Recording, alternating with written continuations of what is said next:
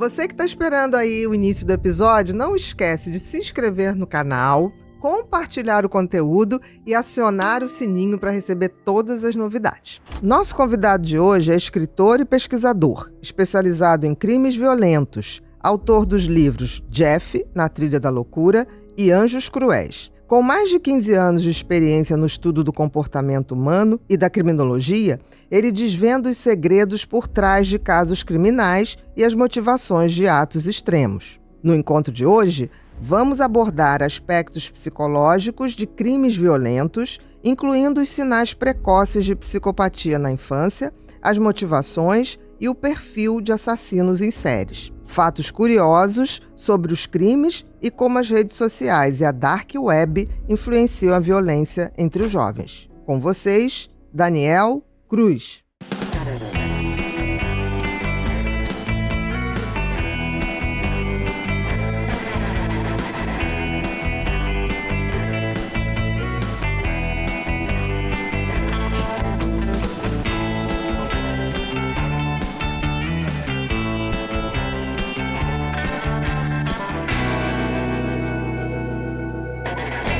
Olá, sejam todos muito bem-vindos a mais um episódio do Pod People, um lugar onde a gente se encontra para ver e ouvir gente. Gente que faz, gente que acontece, gente que inspira.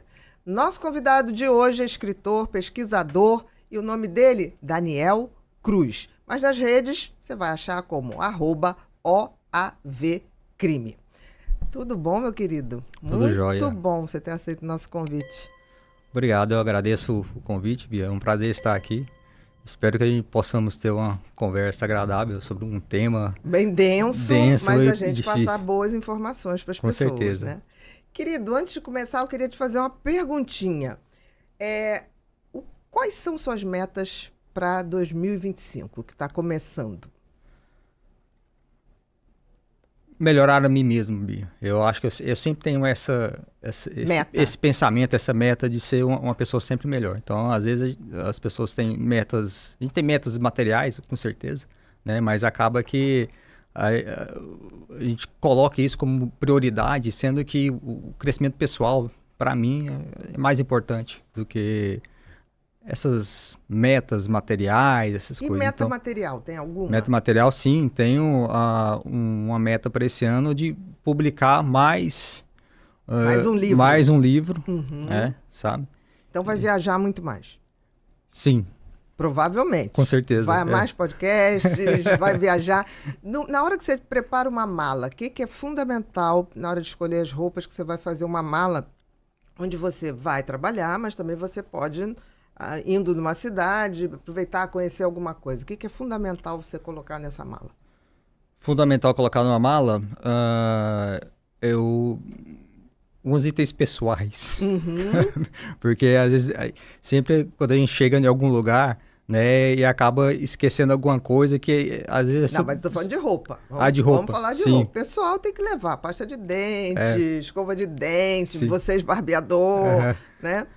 Olha, a camisa, acho caimento. Para mim, roupa, o caimento. Sabe? Caimento, o mais importante é o exatamente, caimento e praticidade. Por exemplo, tem que ser roupa leve. Roupa leve, para não fazer uma mala pesada. Sim, que a gente exatamente. anda de aeroporto para aeroporto, quando a gente despacha, quando a gente não precisa despachar a mala, que tá uma malinha bem levinha, é bom. Sim, não é isso? Exatamente. Pois é, então tem uma boa notícia para você. Você conhece a Insider? Sim, conheço. Pois é. Você tem roupa da Insider? Sim. Ah, tem! Sim. A Tech T-shirt? É a queridinha dos homens? Eu tenho uma só. Então vai ganhar outra. Olha. Tá? Olha, eu tô falando que assim, eu já usava a Insider antes de ter podcast, e justamente por essa praticidade, né? Por ser uma marca muito ecologicamente correta, muito atemporal, tem esse design minimalista que a gente pode ir com a roupa em qualquer lugar. E essa coisa de você botar a roupa de manhã e a mesma roupa tá te servindo à noite. Né? Porque tem a tecnologia anti-odor, ela repele o líquido que cai em cima de você. Para nós mulheres, tem uns truques imbatíveis. Bota a roupinha que eu tô hoje. Eu com 8 peças viajo. Ó, essa combinação que é o que eu tô hoje, né? Essa blusa que eu adoro, eu gosto de coisinha de golinha. E essa saia maravilhosa, essa saia é Kyoto. tá? E é uma saia que, assim, se você tomar uma chuva, ela seca em você mesmo. É maravilhoso. Ainda tem o detalhe ali que eu boto meu celular, boto um dinheirinho e tô pronta para qualquer coisa. Para uma reunião na hora do almoço, mas também um showzinho, um teatro de Super noite. prática, né? E com a tecnologia de evaporação de odor, né? De suor, ela não retém o odor, então você pode ficar o dia inteiro. Mas a minha meta é viajar muito. Para trabalhar, para fazer boas parcerias. Vou fazer muito ponte aérea, também vou fazer muito viagem para o Nordeste, para palestra. Então, a minha malinha tem que ser muito certinha. E eu brinco para todo mundo, assim, 2024 foi um ano que muita coisa mudou, mas o que ficou certo na minha vida foi ter as roupas da Insider para viajar muito rápido e fazer tudo que eu tenho que fazer mesmo. E vale muito a pena. As roupas não pesam. Então, você vai que vai. Eu tenho uma saia que eu já gravei com ela, que vira até saída de praia. Ela é linda, mas vira saída de praia se for necessário. Não, Bru? E você? Sua meta? A minha meta para 2025 é trabalhar mais, poder... Estudar, né, meu filho? Também. Isso, estudar. É isso aí. E também, aproveitando, a gente tem o nosso cupom PODPeople, que o pessoal pode usar para pegar os kits da Insider lá no site deles. E também ter o QR Code na tela. E também sempre reforçando que o pessoal que usa o nosso cupom PODPeople vai estar conseguindo as peças da Insider e também ajudando o nosso podcast aqui também, Bia. Está sendo ecologicamente correto e também está ajudando a gente a trazer mais pessoas e mais conhecimento. Mas tem uma coisa que poucas pessoas falam, é a secagem rápida.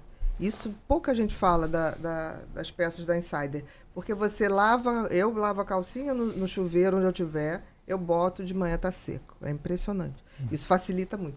E tem a minha queridinha, que é o Windsuite, né? Que assim, fez um friozinho, eu jogo ela para cá. A gente está aqui no ambiente de ar-condicionado, eu sempre tenho ela aqui pertinho. Joga na tela pra gente ver. Ó, essa que eu tô usando, tá, gente? É a Texture, né? Isso, a Texture Vest. Texture Vest, né? Que é essa azulzinha, mas tem várias cores. E a sainha que eu tô usando é a Midi Kyoto. Gente, imbatível. Imbatível mesmo. Para ir para qualquer lugar, tem esse charmezinho dela ser desigual, né? Que eu adoro. Querido, tem um presente aqui da Insider para você. Não sei se você tem essa cor, pode abrir. E você sabe que esse saquinho aí é maravilhoso, porque você joga na máquina de lavar e não dá bolinha nunca na tua camisa. Então, eu achei essa cor muito condizente com você. Muito bonita. Não é? Essa você tem? Não. Então, já está aí. Pode usar no Natal e no ano novo desse próximo ano. Então, muito obrigado. Agradeço bastante. Nada, meu querido. Prazer. Mas vamos lá. Ela é meio vinho, que a gente falou assim, o tema hoje tem um pouquinho de sangue, tem um pouquinho de pulsação. Sim, exatamente. Né? Então, primeiro, Daniel, queria saber como você é um engenheiro. Pode jogar ali pro ladinho? Tá bom. Depois as crianças arrumam tudo para você levar.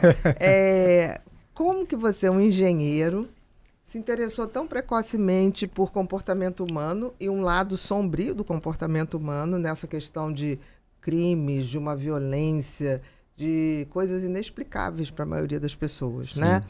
E como é que você foi migrando da engenharia, fez o blog, né? Que você tinha mais de 1000 casos lá, foi um sucesso o teu blog, o OAV, crime, né? E depois o escritor. Me conta um pouquinho disso. Então, doutora Ana Beatriz... Pode me chamar de Bia, pelo amor pode. de Deus. E agora, quase me ofendi. Vamos começar de novo. Tá Oi, bom. Bia, tudo bem? Tá certo. Porque eu vou te chamar de Dani daqui a pouco.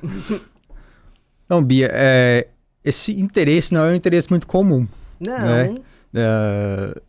Acho que uma parte das pessoas até acha assim, um pouco estranho, acha um pouco diferente, né?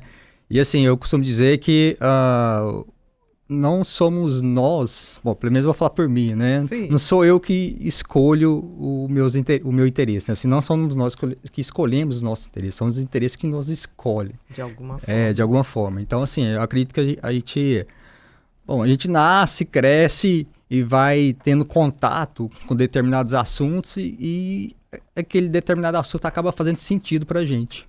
E você teve contato com esse tipo de crime, de comportamentos violentos a ponto disso te causar aquela porquê disso e buscar respostas?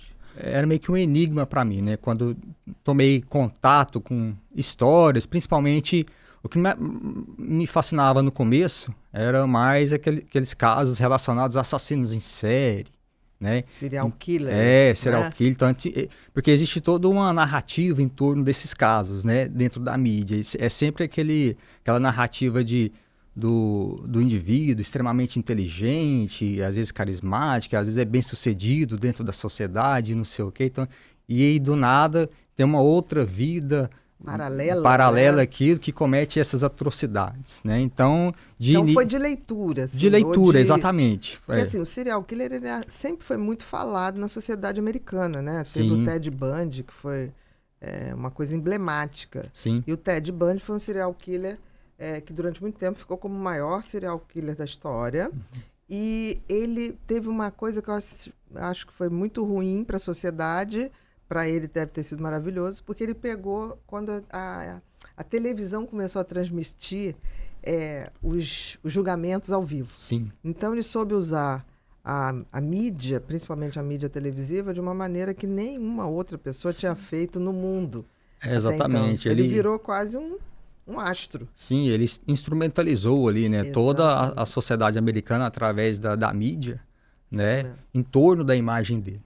E soube distorcer as coisas a ponto da maioria das pessoas achava que tinha pena dele. Sim, exatamente. As pessoas colaboraram para ele pagar, doavam dinheiro para ele pagar o advogado. Sim, e existiu também, criou-se, né, toda uma imagem em torno dele, né, assim, e imagem até, assim, estranhamente positiva. Exatamente. Né, porque, assim, ele era o charmoso, assessor o carismático, senador, o bonito, né? Carismático, um advogado, Sim. Né? Então, algumas posições, né, que ele teve dentro da sociedade, assim, que na verdade nem foram assim, grandes posições, né, mas que a sociedade enxergava como positiva, até porque realmente, né, ele foi ali um assessor, tinha ambições políticas, estudou, fez faculdades, né, de psicologia, de direito. Ele tinha um conhecimento Sim. que na mão de pessoas erradas como ele, podem manipular uma massa. Mesmo. Exatamente. Então, assim, e tirou o foco completamente do que ele era, né?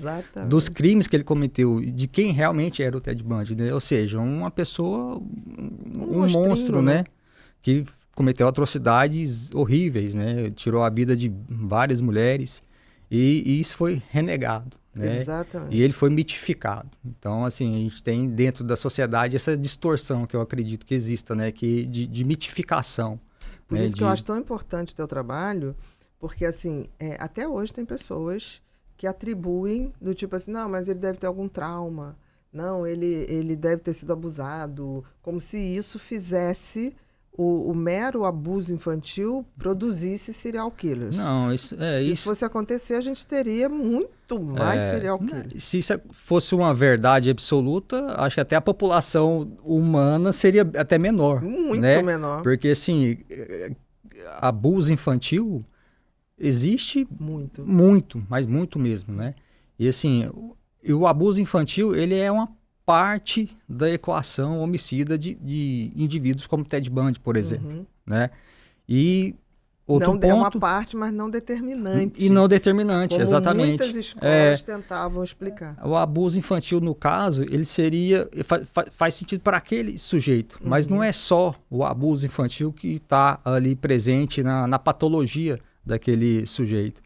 E muitos outros casos, a gente nem vê, né, o abuso infantil. Tem outros casos, a gente está falando do Ted Bundy, mas tem outros casos que, quando a gente faz uma investigação pregressa da vida do criminoso... Do assassino em série. Do assassino em série, no caso, especificamente, não se encontra ali abuso infantil. Pelo contrário, às vezes encontra uma família amorosa, né, uma infância normal. Que o sujeito teve. Pelo contrário, né? Ele que era uma criança abusadora de outras crianças, de animais, quer dizer, se inverte um pouco isso. Se inverte, exatamente, porque aí vai ver, era ele realmente que era o agressor e desde criança. Exatamente. E às vezes, como é uma criança, a família, as pessoas que estão ao redor faz muita vista grossa.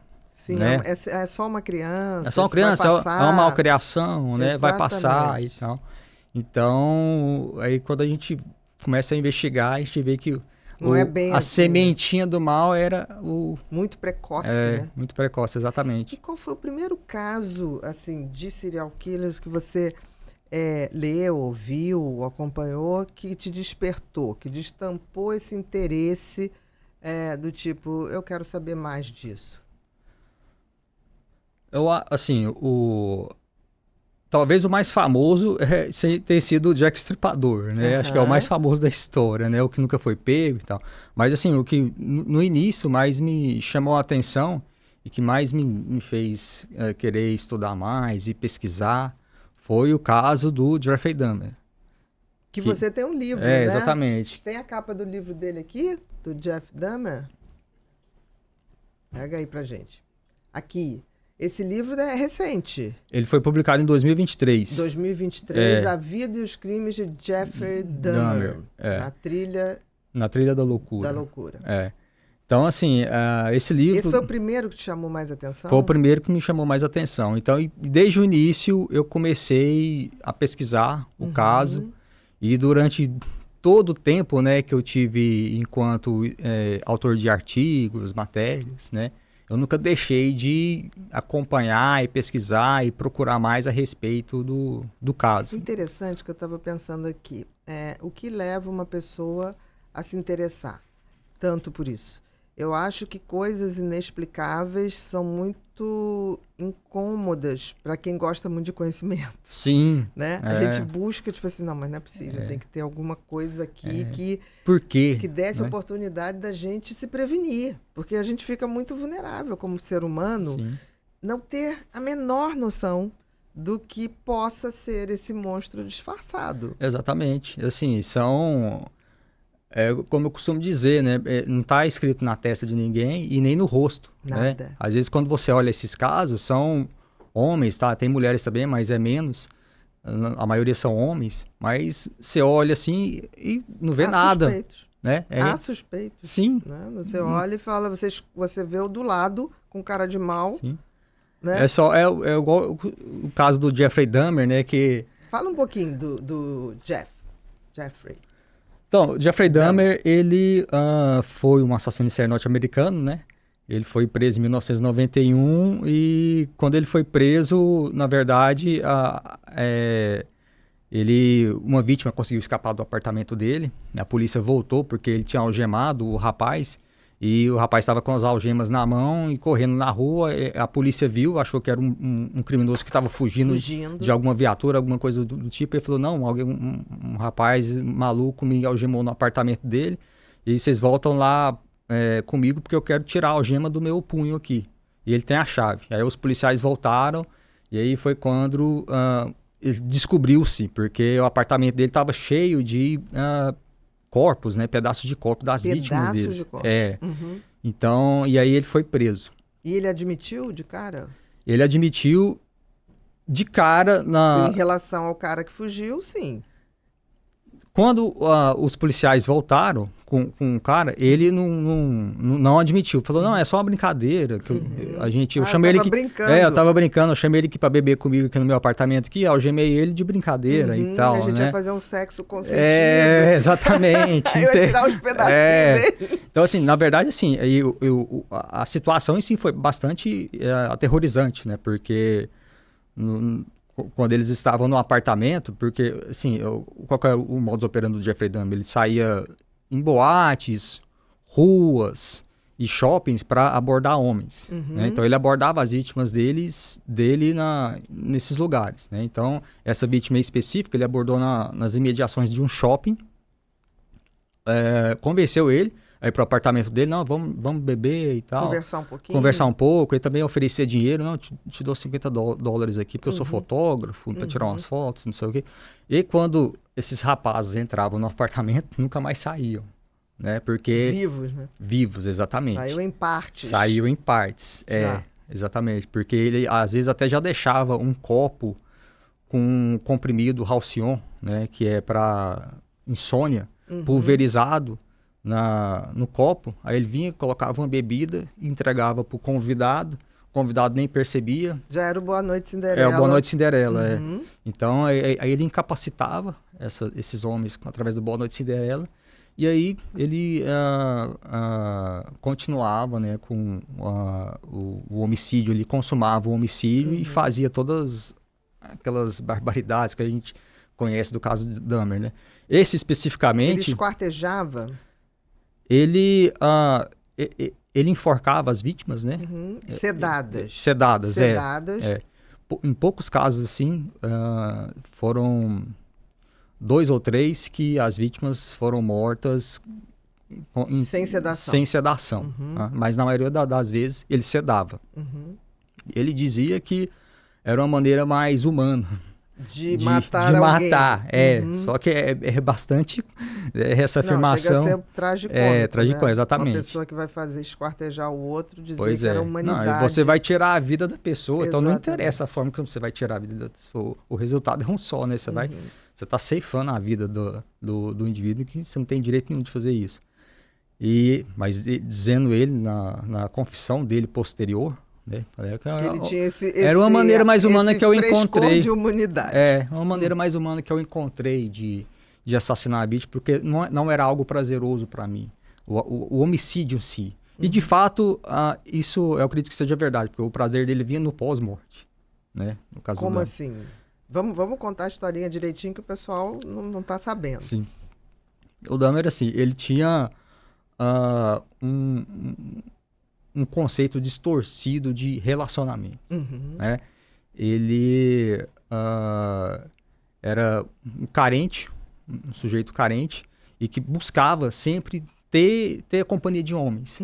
Só que ele não era capaz de ter um relacionamento como normal, de abordar o homem de maneira... Ele era homossexual, de abordar aquele homem e conversar com ele, chamar para sair, para tomar... Não. Sim, como qualquer relacionamento exatamente, deve ser, né? De conhecer, ter de trocar ideias. Aqueles estágios, né? Sim. Então, como é que era a maneira dele se relacionar? Aplicando Boa Noite Cinderela. Tá? Então, ele ia para boates, né? Teve uma época que ele matou vários homens na casa da avó, na época que ele morava com a avó. Isso que é adolescente? Não, ele já era adulto. Já era adulto, isso depois dos 20 anos. O primeiro homicídio dele ele era adolescente, ele tinha 18 anos. Depois ele só foi cometer um outro homicídio 9 anos depois. Então ele já tinha 27. 27 anos. Então, ou seja, em 27 anos ele estava morando com a avó. Tá? Então ele levava homens para o porão da casa da avó, de madrugada, aplicava Boa Noite Cinderela. E ele não matava necessariamente, ele não matou todo mundo que ele pegou. Assim. Tá? Isso, na verdade, foi até uma minoria. Tá? Ele, nas confissões dele, ele disse que teve relacionamentos homossexuais dessa maneira, sim, mas com 100, 150 homens. Ele diz. Tá? Então, assim, foi uma minoria que ele chegou ali a matar. Esses, no caso, ele disse que eram homens que eram bonitos demais, né? E que ele não poderia deixar ir embora. E que deveriam pertencer a ele. Então, o critério de morte era a beleza. A beleza. Tipo assim, é tão bonito que não pode voltar para o mundo. Tão bonito que não pode voltar. Tem que ficar para mim. Aí, inclusive, ele mantinha partes dos corpos daqueles que ele achava mais bonito. Entendi. Entendeu? E congelado? Qual era o processo de conservar esses corpos? Por exemplo, esses pedaços, né? De uma vítima específica, por exemplo, ele retirou o escalpo. Toda a parte. Toda a parte, porque esse, no caso, é o Anthony Sears, né, a vítima. Ele matou ele em 1989. Ele achou ele muito bonito. E o Anthony Sears tinha aquele cacho Jerry, né, que era um penteado dos anos 80 ali, que era tipo uns cachinhos, exatamente. Isso. Assim, tipo Michael Jackson, aqueles cachinhos assim. Né? E aí ele achou o rapaz muito bonito, né? E levou ele para casa da avó, matou ele. E como ele morava com a avó, ele sempre morou com o pai ou com a avó, mas pro final que ele foi morar sozinho. Então ele não tinha como manter aquelas, mesmo os corpos. Coisa sistemática, né? Não tinha como manter com ele. Então ele tinha que descartar os corpos, né? Então, mas como algumas vítimas ele achou elas eram muito bonitas, então ele ficava com algumas partes. Olha que interessante, então, você está falando uma coisa, Daniel, que me veio à cabeça aqui agora.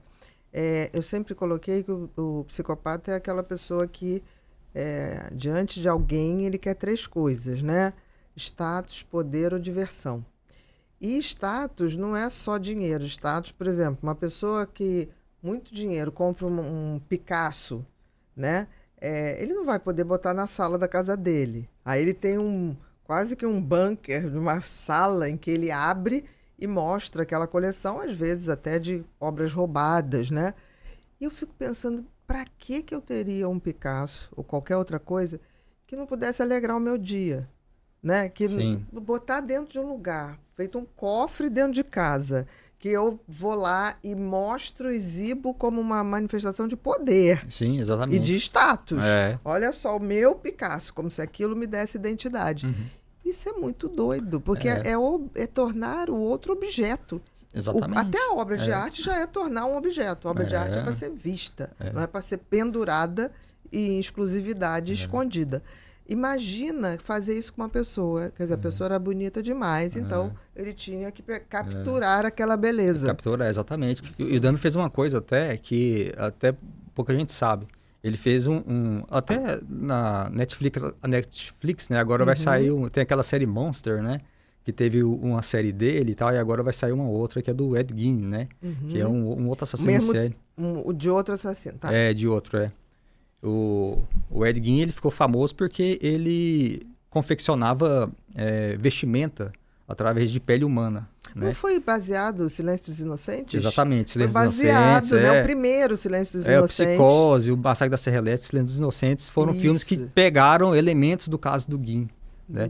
O Buffalo Bill, né, do Silêncio dos Inocentes, o que ele faz? Ele confecciona uma pele de mulher. Exatamente. Porque ele é um homossexual que quer ser uma mulher. Quer ser uma mulher. Na realidade, ele tinha essa coisa, né, de ser uma mulher mesmo, mais trans, né? Sim, tinha esse exatamente. desejo de ser ele de outro gênero, ele né? até tentou fazer no caso, tem isso no roteiro, no livro, né? Que ele tenta fazer uma operação de mudança de sexo, exatamente. Mas assim, por ele ser muito perturbado, né? A junta psiquiátrica não liberou. Porque assim, não era que ele não tinha esse direito, ele tinha, mas viram que ali tinha uma coisa tinha uma perturbação ali que exatamente que ele tinha que tratar, né? Exatamente. Antes de fazer essa transição de gênero. E aí ele começa a matar mulheres, né? Mulheres mais acima do peso. Para poder pegar a pele, né? E confeccionar uma pele. Então, essa ideia do filme foi copiada do caso real. Você vê, tanto o Jeffrey como o Gein, né? Sim.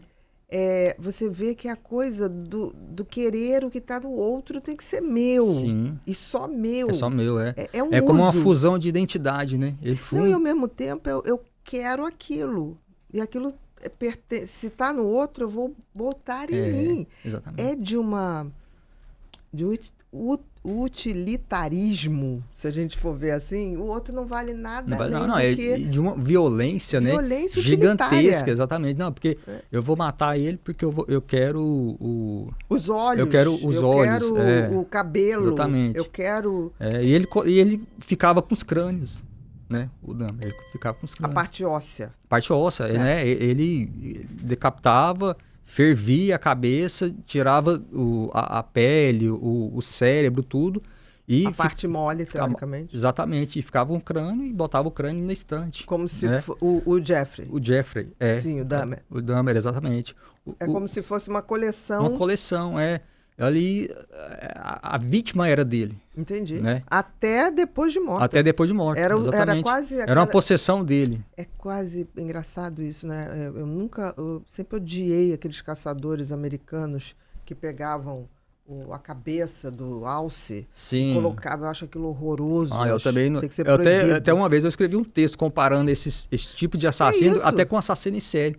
Porque eles não têm... empatia pelo ser vivo. Não, entendeu? E o negócio é a vaidade de mostrar que acabou com aquele vida, animal, né? com aquela vítima, e tem ali um troféu. Um troféu, né? E exibe aquele troféu como se fosse alguma coisa. Então, assim, é uma visão distorcida. Total. Né? Da vida, disfuncional, da natureza, até de si mesmo.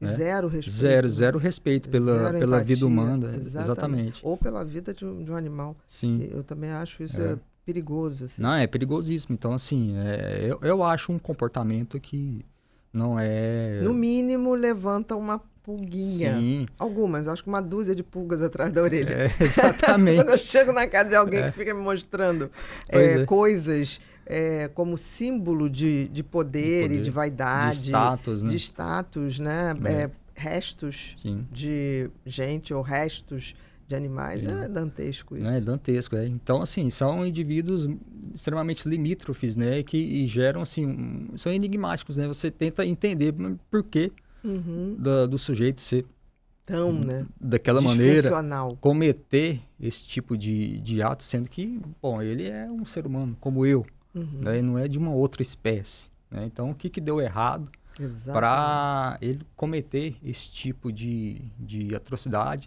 sendo que, entre aspas, aparentemente, dentro da sociedade, ele funcionava de maneira normal. E o pior é isso. Trabalhava, era um trabalhador de uma fábrica de chocolate, ninguém nunca desconfiou. Passou a vida dele inteira, inteira não, né? Porque foi preso aos 31 anos, mas ele começou a matar aos 18. Mas desde criança ele demonstrou ser uma criança, como eu poderia dizer, diferente, né? No mínimo, no mínimo, exatamente. E ninguém jamais, nunca suspeitou que ele estava cometendo esse tipo de atrocidade, que é uma atrocidade que é além da nossa imaginação, além né? da imaginação, entendeu? Exatamente. Então, assim, tem detalhes que são muito, assim, gráficos, né, do caso. Então, assim, trilhou uma vida cometendo esse tipo de crime enquanto ele operava, entre aspas, normalmente dentro da sociedade, né? Então, fabricando chocolate, que é uma coisa doce, que é uma coisa, né, o oposto. Você dá um chocolate para alguém, sempre é uma demonstração de carinho, de gentileza, sim, né? Exatamente.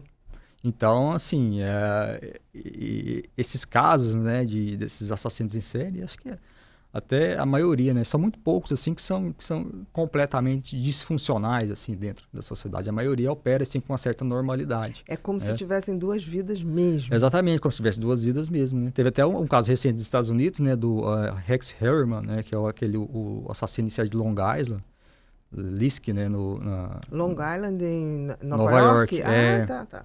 Que ele é um caso que uns 14, 15 anos atrás, eles começaram a encontrar restos de esqueleto em Long Island, que Long é Island, pertíssimo do aeroporto John Kennedy.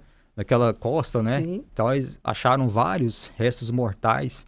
E aí chegou-se à conclusão que havia um assassino em série que estava descartando ali aqueles... Ali, né? Então, assim, descobriram ali algumas identidades daquelas vítimas, que eram mulheres que ofertavam seus serviços de acompanhante no Craigslist, que é um site de classificados americano. Então, na época, as autoridades, acreditamos que tem um serial killer aqui. Exatamente, ele contata a menina, contata a menina pela internet, mata e está jogando ali em Long Island, né? E aí, o ano passado, foi preso finalmente identificaram ele. Como é o nome dele? Rex Harriman. Rex Harriman. E ele era um arquiteto de Nova York, extremamente bem sucedido. Jura? Com um escritório em Manhattan. Morava numa casa em Long Island, meio que uma mansão. Passar o final de semana em Long Island e viver em Manhattan. Viver em Manhattan é preciso ser muito bem sucedido. Exatamente. Porque a gente vai de turista. Agora vai ter um escritório lá, alugar uma sala lá em Manhattan para operar o seu negócio, né? Não, é difícil. É difícil, exatamente. Então ele tinha um escritório em Manhattan, ele era um arquiteto, casado, filhos, morava com a esposa, morava com os filhos. Ninguém nunca suspeitou. E ele era esse indivíduo monstro, que pegava essas mulheres. A família viajava de férias, era quando ele operava. Quando a esposa saía de férias, ia viajar para algum lugar, ficava sozinho em casa, aí era quando ele... E ele também tinha essa coisa de esquartejar, Ele teve algumas vítimas que foram esquartejadas. Nesse caso, assim... pode ser por questão de descarte, né? Mas pode ter alguma patologia envolvida. Né? Mas voltando ao Dahmer, né? Que você falou que o pior era o que ele fazia depois. Né? Sim. Você falou que ele sedava, na maioria das vezes, fazia o Boa Noite Cinderela. Aí começava a esquartejar e tirar a parte do corpo que ele achava que era bonito demais para poder não ser dele, digamos assim. E depois? Então, ele fez várias coisas, né, com os corpos, assim.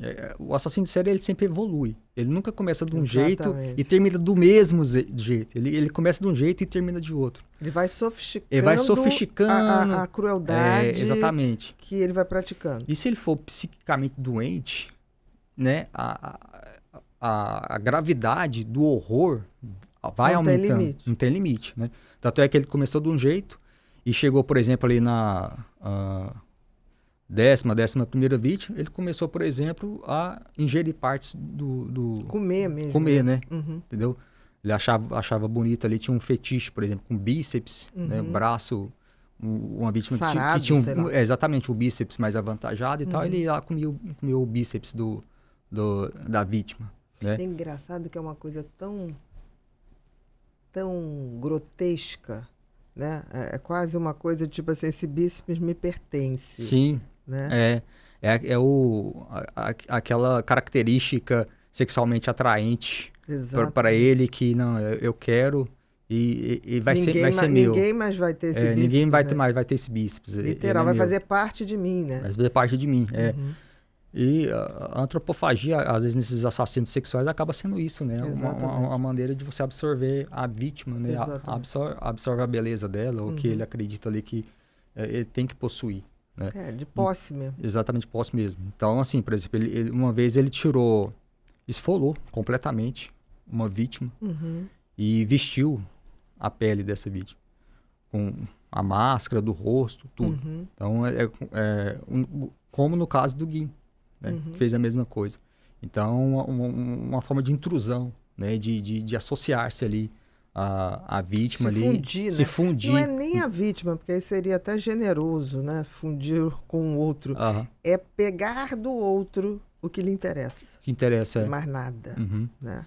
Então, ele fez essas coisas, várias outras, e aí chegou um ponto onde ele tinha que, descartar. Tem que descartar. Então ele esquartejava, desmembrava, ensacava e jogava a maior parte fora, e de determinadas vítimas ele ficava com os troféus dele, né, que eram crânios.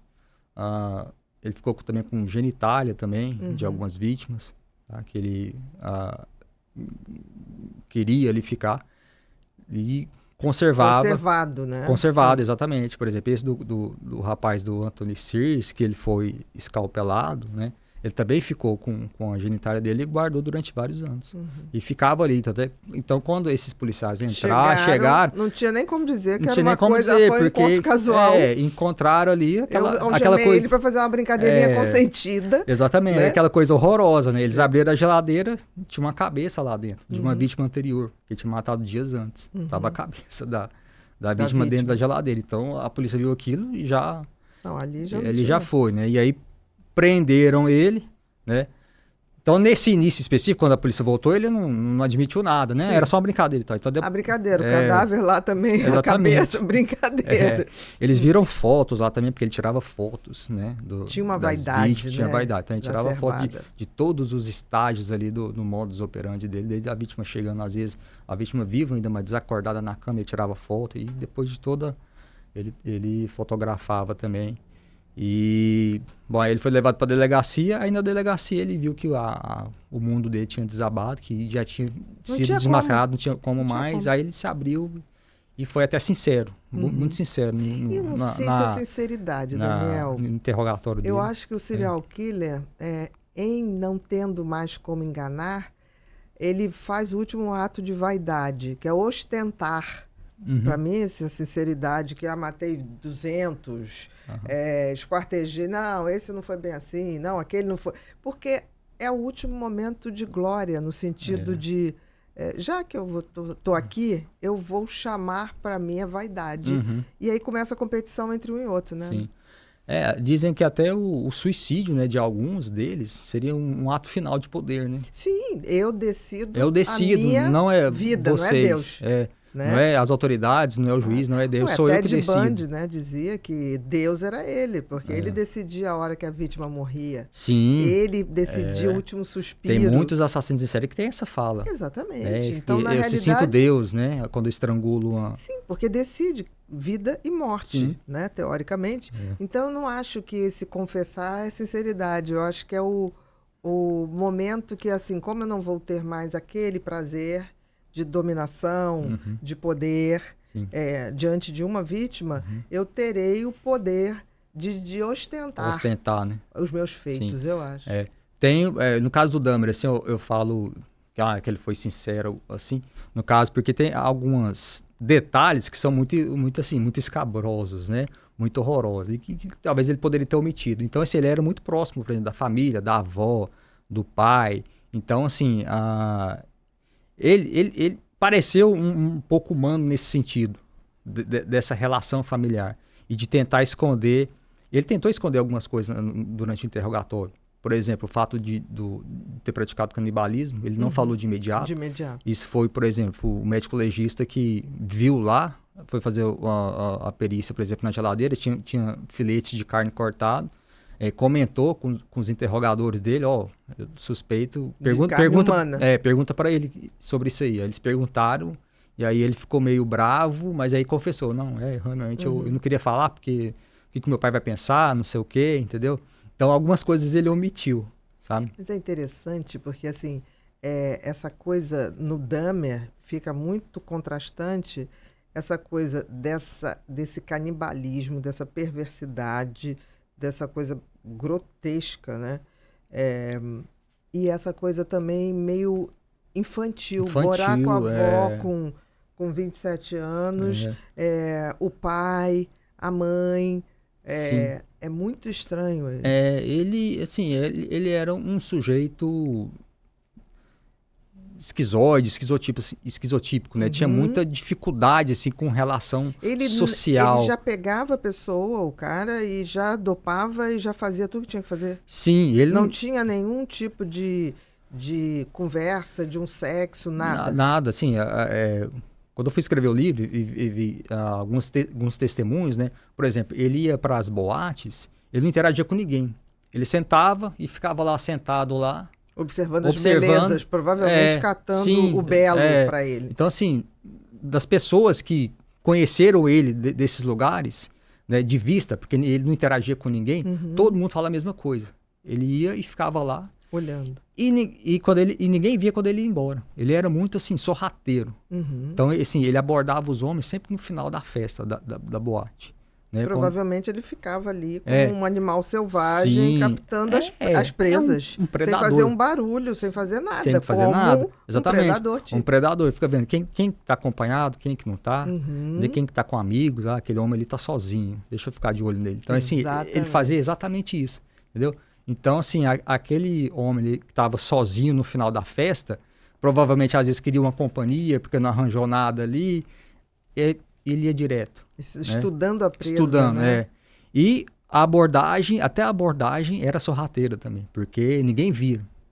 Ele surgia do lado. Ele surgia do nada. Então, assim, tanto é que ele operou dentro dessas boates e ninguém nunca suspeitou de nada. Homens desapareciam de dentro, né, ali daquela comunidade ali, e ninguém nunca nunca suspeitou. Ele nunca provavelmente bebeu, deu um escândalo, brigou. Não foi suspeito, né? Não tinha registro de violência. E ele tinha um problema também com álcool, né? Que ele bebia demais, era alcoólatra, um alcoólatra crônico. Então ele teve muita dificuldade de arranjar emprego. O pai fez de tudo que podia fazer.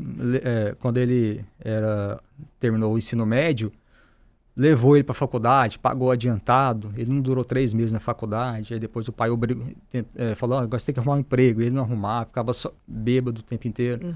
Aí o pai levou ele para o exército. Aí ele serviu o exército, mas ele foi dispensado do exército depois por causa de bebedeira.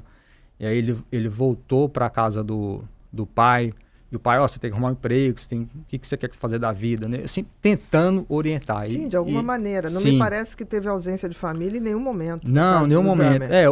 A mãe, sim. Sim, a mãe parece que tinha uma certa... A mãe, assim, ela tinha seus problemas psicológicos. Era uma mulher com problemas mentais, a mãe do Dan. Do Dahmer. Então, agora o pai, não. O pai só era assim, aquele homem frio, né, distante, que provia o dinheiro, o alimento. Da época, né? E da sociedade exatamente. Ele fazia o papel... Sim, o papel de homem. Circunstancial daquela época. Exatamente. É até interessante, porque ele fala no livro dele, ele escreveu um livro autobiográfico que ele fala, né? O pai dele fala, né? Até na relação dele com a esposa, né? De falar que ele era distante e tal, não era muito amoroso, mas eu fui criado assim, porque meu pai, assim, a gente, o homem, a gente tem que prover. Então eu ficava fora o dia inteiro trabalhando, então eu achava que a minha... Que essa era a parte que lhe cabia. A minha parte era exatamente de dar a casa. Exatamente. Então assim, eu não vi que isso era um problema. Aí hoje eu vejo que isso está errado. É muito interessante o livro dele, assim, esse relato, né, assim. Mas ele não era um homem violento. Não. Aí que a gente vai falar, né? Se um pai omisso, né, justificasse serial killer, a gente teria muito mais serial killer. Ainda mais de gerações passadas. Nossa, exatamente. Né? Que os pais não davam um beijo no filho. Exatamente. Eu até comentei uma vez com meu pai, né, que antigamente, ele fala, né, porque meu pai me batia demais, não sei o quê, e essa geração, né, você só escuta isso. E assim, você vê os homens da sua geração, todos homens que funcionais normais. Então isso... deve ter um ou outro lá, mas assim, não é uma regra. Não é uma regra, exatamente. Não é algo que vai fazer a criança se desvirtuar, né? Porque tem algum momento, se eu estiver errada, por favor, me corrija, que o Dahmer fala para o pai alguma coisa, que o pai questiona a violência, e falou, você que me ensinou. Eu acho que em relação aos animais... Não. Porque o pai dele era químico, né? E aí, o Dahmer, ele usava química, por exemplo, para dissolver corpos, e usou a química também quando ele era adolescente, pré-adolescente. A própria sedação das pessoas. Ele era muito interessado com isso. Ele até imaginou se suicidar injetando ácido hidroclorídrico nele, ele fala, né? Porque assim... É bioquímico, o pai químico, isso era uma realidade acessível para ele. E aí quando, por exemplo, ele era criança, o pai dele apresentou para ele a química, né? E tudo, a questão de substâncias, essas coisas, que posteriormente ele utilizou para descarnar animais. Que ele pegava carcaças de animais na rua e... Carcaças, Não tem muito relato dele praticando tortura e crueldade com animais. Assim, o que tem é que ele pegava as carcaças de bichos mortos, ou seja, parece que era a coisa que fascinava ele, era a morte mesmo, em si. Essa decomposição. Exatamente. Aí ele pegava essas carcaças, levava para um lugar que tinha atrás da casa dele, e ele usava substâncias do pai para descarnar essas carcaças e ficar com os crânios e tudo. Então ele tinha uma coleção de crânios de animais. Aí você vê que de alguma maneira, né, isso é muito típico na escalada de violência, o psicopata, ele vai testando, né? Desde muito cedo. Ele vai testando os limites. Ele começa a testar isso nos animais. Para depois chegar aos corpos humanos. Os animais são as primeiras vítimas dos assassinos em série. Acho que a pior coisa que pode acontecer com a criança é ela praticar uma crueldade contra o animal e não ser punida. Ser punida e não olharem isso com um olhar de tipo, tem alguma coisa errada. Sim. Ou ele está vendo alguém fazer essa crueldade, dependendo da idade, reproduzindo, ou então tem alguma coisa.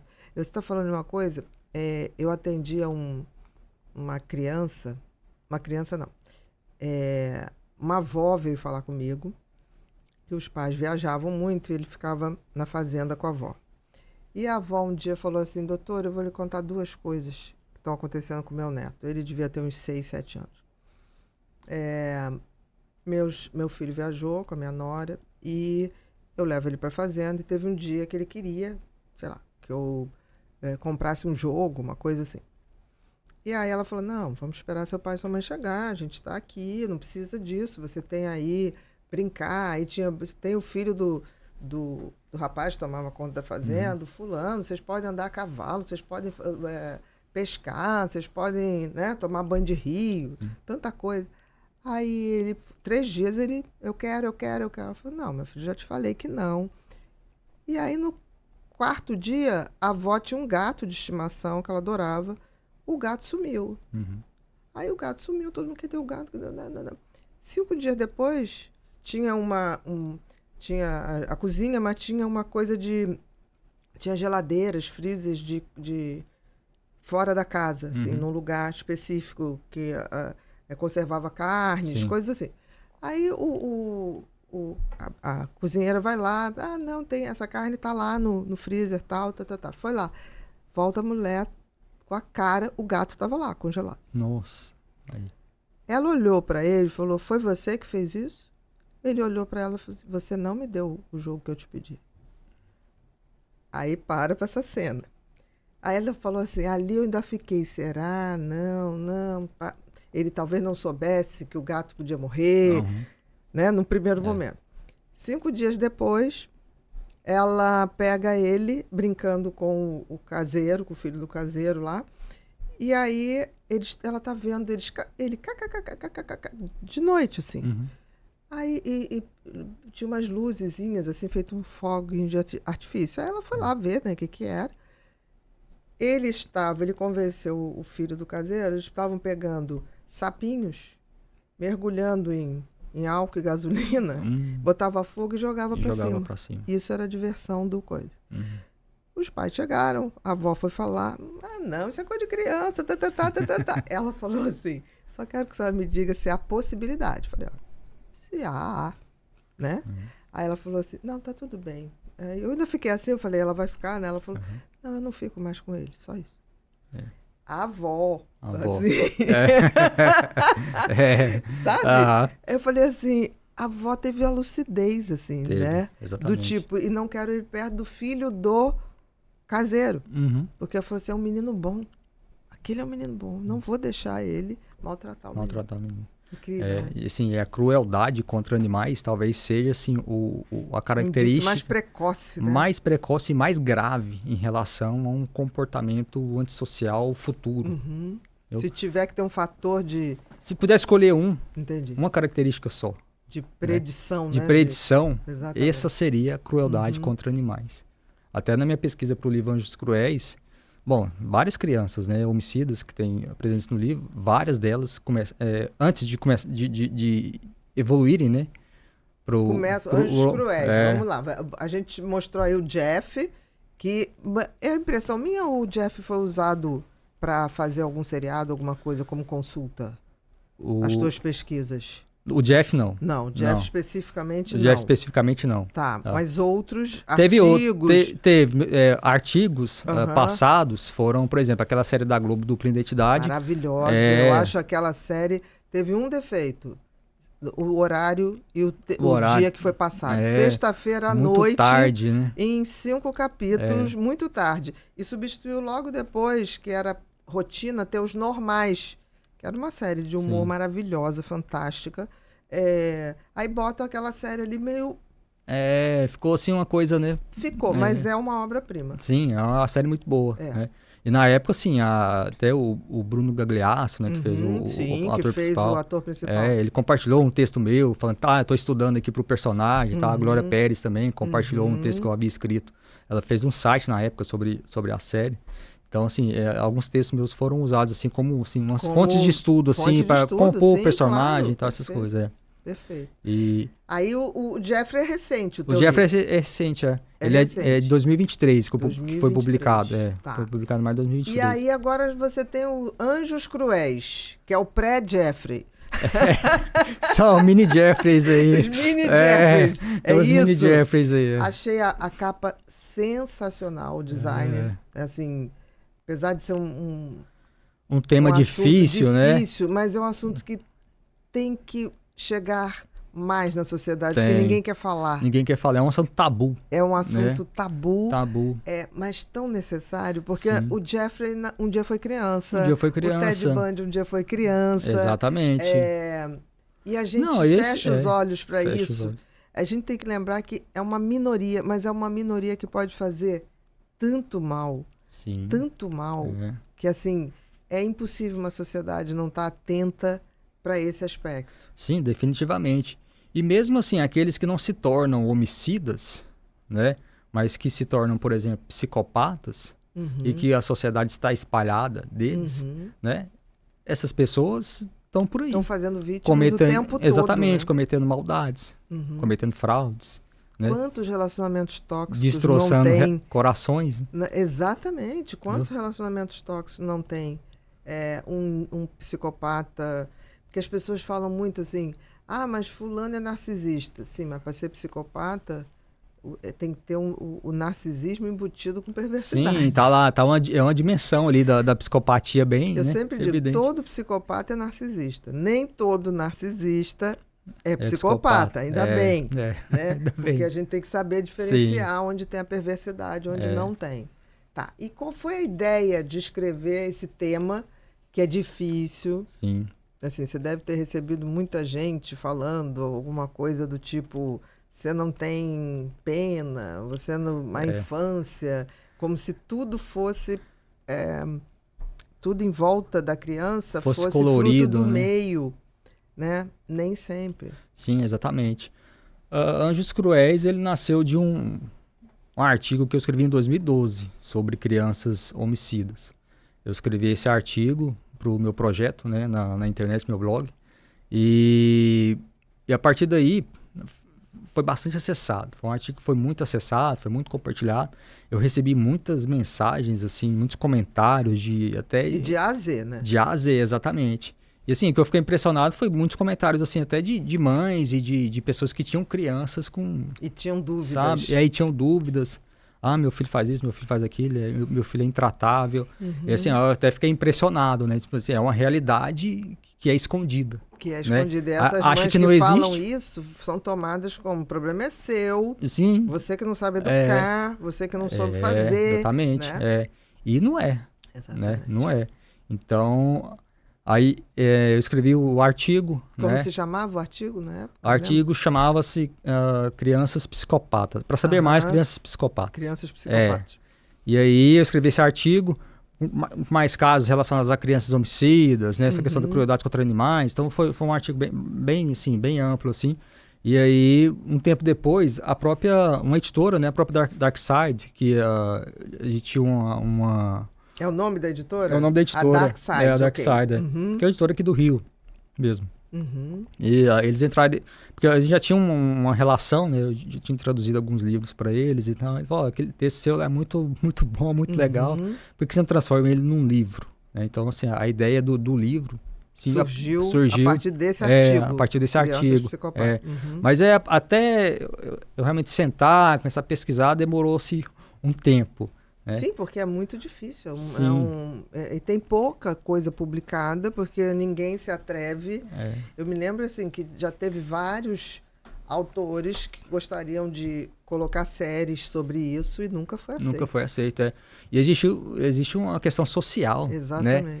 Até existe eu até coloquei no livro uma fala de um psicólogo canadense chamado Richard Tremblay, que é um psicólogo infantil que a vida inteira dele ele fez pesquisa sobre crianças antissociais. E aí ele fala uma coisa interessante, que ele estava participando de um evento, um congresso, onde reuniu-se outros investigadores que investigavam, cientistas, né, que investigavam crianças antissociais. Antissocial em crianças. Exatamente. E aí ele falou o seguinte, que eles decidiram que por causa da reação social, eles não deveriam rotular essas crianças com palavras que, se fosse um adulto, poderia se utilizar, por exemplo, sei lá, a palavra psicopata. Sim, sim. Entendeu? Por isso que veio conduta, né? Exatamente, aí veio conduta. Eles botaram tipo meio que um sinônimo ali, trocaram. Você só poderia botar o psicopata a partir de uma idade que seria a idade penal. Penal, digamos, né? Exatamente. Aí postergaram isso. Mas assim, eu achei interessante, né, a fala assim, porque não deixa de ser uma questão social. A sociedade ela não está preparada para aceitar ou às vezes para discutir sobre essa questão, porque a criança na nossa sociedade, ela é como pureza, né? É uma pureza. Está sempre associada à pureza, exatamente. A anjos, né? A anjo, ela é o esteio da família, né? O centro da família. Então, assim, nada que indique perversidade ou maldade pode surgir de uma criança, né? Pode ser citado. Mas entendeu? eu acho isso muito ruim, essa discussão É claro que eu acho que tem que ser feito com muito cuidado. Sim, exatamente. Assim, deixar muito claro que absolutamente é a minoria, tá? Mas é uma minoria que pode gerar muitos problemas para a maioria. E por ser criança, você ainda pode ter uma postura educacional e social de melhorar, reduzir os possíveis danos futuros. Sim. Isso é um fato. É um fato, Isso é um fato. Se existe uma época da idade do ser humano onde é possível a gente moldar ou diminuir o impacto, é a infância. É a infância. Aí não se fala disso. Aí não se fala. Aí se discute, por exemplo, é uma coisa que todos os países, né? Qual a maioridade penal? Né? Em vários países é diferente. Sim. Mas eu acho muito interessante alguns estudos que falam assim, o problema não é a idade. O problema é a natureza dos crimes. Exatamente. Porque se você pega, por exemplo, só pode fazer um determinado diagnóstico a partir dos 18 anos. Então quer dizer que se o indivíduo sentar de frente para um psiquiatra e o psiquiatra ele tiver 17 anos e 360 dias, ele está 5 dias de completar 18 anos. Então, é aquele diagnóstico que o psiquiatra daria. Se ele tivesse 18, ele não pode dar, ele vai ter que dar outro. Isso é esquizofrênico. Então, isso não faz sentido. No bom sentido, jamais ofendendo os esquizofrênicos, mas assim, é uma coisa dicotomizada. Sim, exatamente. Que foi o que aconteceu com o Champinha, né? O Champinha cometeu aquele crime horroroso, né? Com aquele casal de namorados. Ele, acho que na véspera, ele faria aniversário no dia seguinte. Aí não pôde. Não pôde, pois é. Então, assim, não faz sentido nenhum. E ele é. Né? Exatamente. Ele é, assim, desde de criança ali, ele tem ali características ali, que às vezes a ciência gosta muito de usar traços psicopáticos, assim, né? Então, assim, tem os traços psicopáticos que podem ser medidos ali na infância. Então, por exemplo, cometia crueldade contra animais, né? Então, assim, ele tinha ali um histórico. E até com os coleguinhas mesmo. Sim. Né? Com irmãos. Pessoas. Na escola. Sim. Você vê uma diferença. Aí as pessoas falam, a maioria cresce e não dá isso. A maioria não dá serial killer. Mas a maioria deve estar explorando alguém, dando os 171 afetivo, estelionatário. Violência doméstica. Violência doméstica. Tem até um caso que está relatado no livro, na introdução do livro, do Anjos Cruéis, que foi escrito por uma jornalista americana. A introdução, a Barbara Haggart. Aí ela conta uma história de... Porque nos Estados Unidos tem uma instituição no Wisconsin, em Mendota, que cuida desses jovens, tá? Com traços psicopáticos, né? Tem? Tem, Tá. Então, eles fazem um tratamento lá específico para tentar... Para tentar reduzir exatamente. O poder de dano. Então, por exemplo, eles têm tido um resultado bom, porque a maioria que sai não está se reincidindo, pelo menos não reincidindo em crimes graves. Então, aí tem um caso que ela cita lá, de um rapaz que entrou nessa instituição, e ele entrou, sim, ele era praticamente um assassino em série. Não era um assassino em série de fato, porque não havia matado ninguém, mas ele tinha todos ali os sintomas que ele estava evoluindo. E todo pensamento. E todos os pensamentos mórbidos com aquilo. Exatamente. Então, assim, ele estava evoluindo, ele seria. Ele estava galgando o script de um serial killer. Exatamente. E aí ele foi tratado nessa instituição e depois saiu, né? E aí... ela entrou em contato com ele, conversou com ele, né?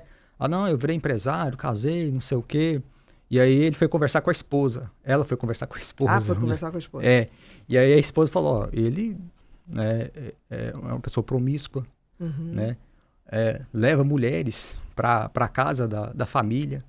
Levava para casa, Ou seja, ele não deixou de ser um psicopata. Né? Ele só não estava matando. Ele só não estava matando, Aí, não tinha respeito nem consideração. Consideração por nada, exatamente. Ou seja, ele estava destroçando ali a esposa, né, o filho.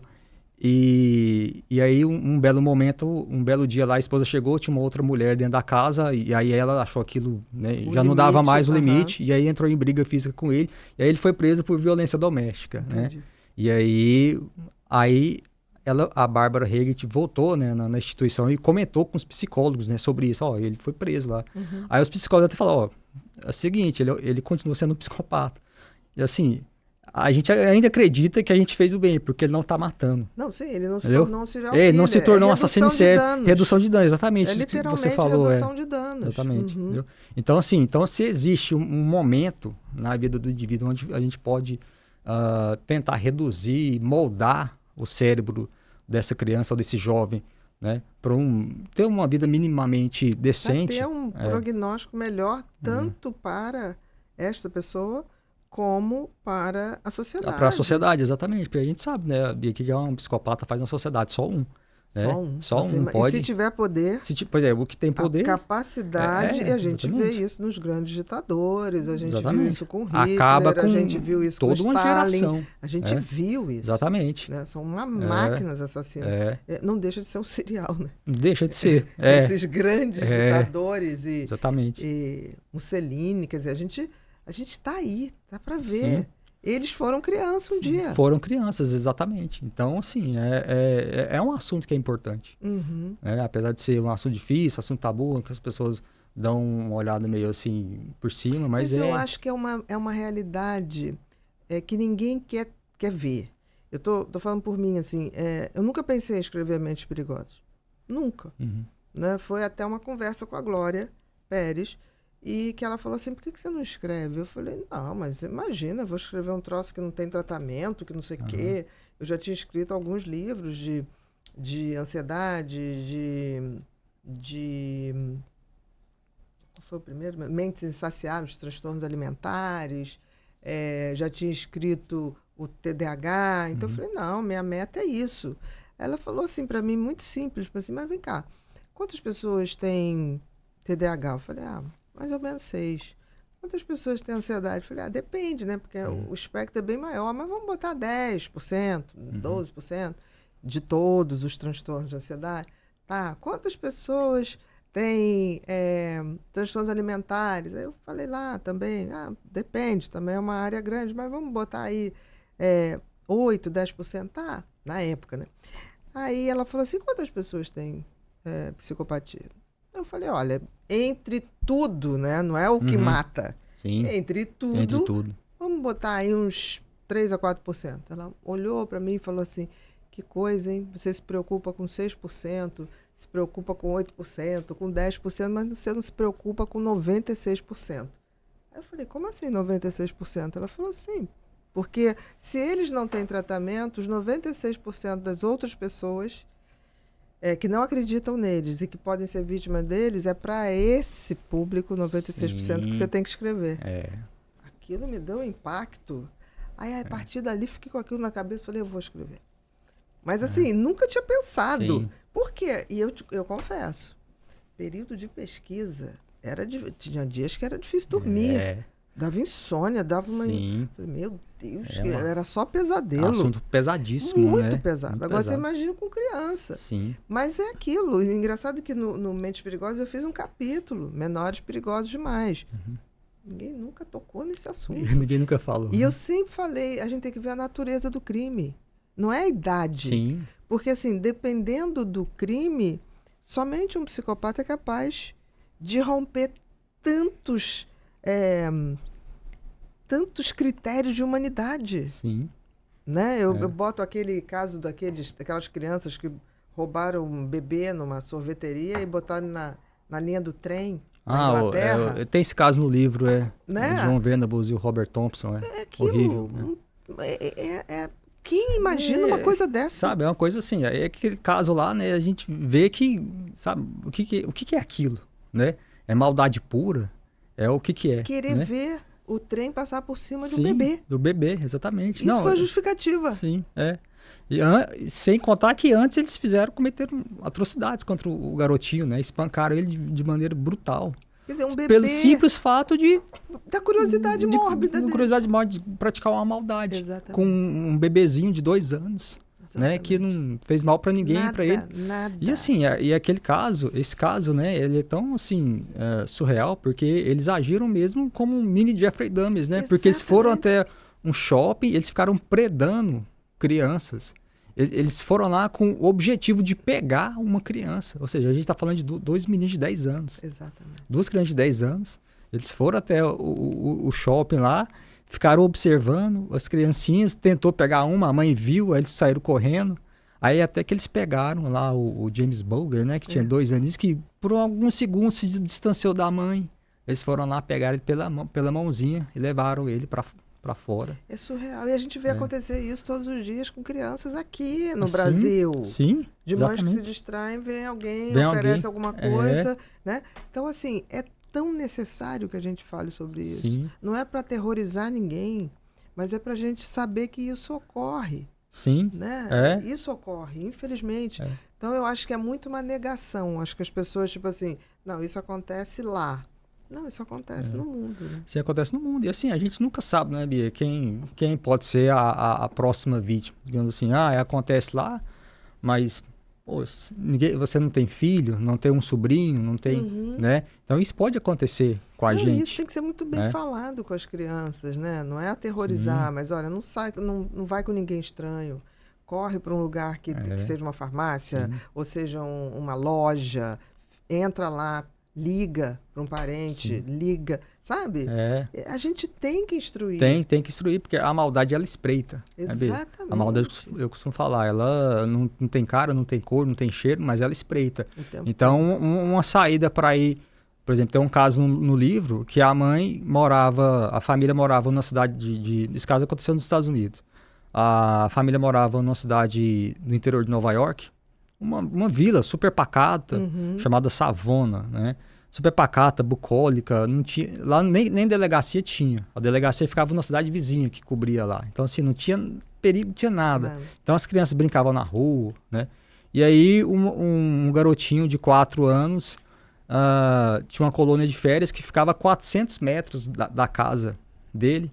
E aí, a mãe dele não deixava ele sozinho, mas ele ficou um pouquinho grandinho. Não, eu vou deixar ele sozinho para dar um pouquinho de dependência, aquela coisa, entendeu? Bastou isso. Entendeu? Então, ele nunca chegou na colônia de férias, sabe? Aí acharam o corpo dele numa área de mata perto. Não, isso acontece todos os dias no Brasil. Todos os dias. Sim. E ninguém dá voz a essas mães. Ninguém dá voz a essas crianças que já se foram. Sim. Sem ter feito nada. Nada. E isso é tão dantesco. E é como se essas crianças não existissem no mundo, as vítimas.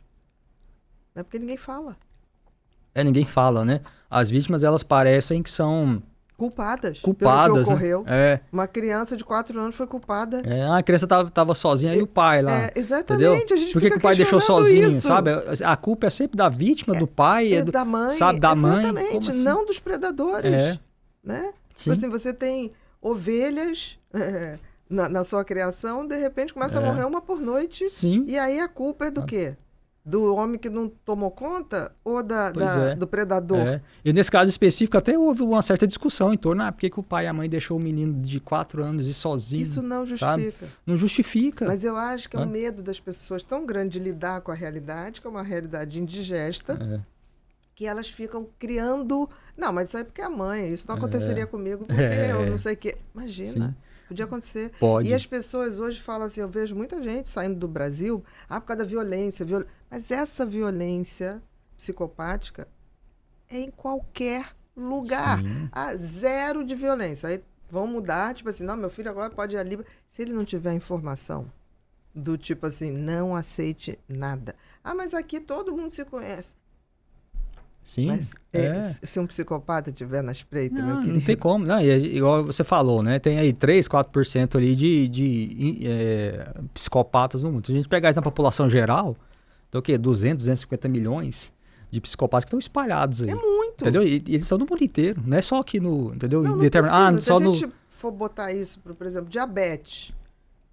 Diabetes hoje no mundo, se eu não me engano, vem para mim, o Bru, mas deve ser algo em torno de 2 a 4%, se eu não me engano, tá? Então, assim, não é pouco. Não é pouco. Não é pouco. Sim. E por que a gente fala do diabetes? Precisa falar. Sim. Concordo, não é uma coisa ou isso. Temos que falar sobre tudo. Sim. Né? É muito importante, né, a educação sobre... 12% de diabetes? Nossa, tá muito.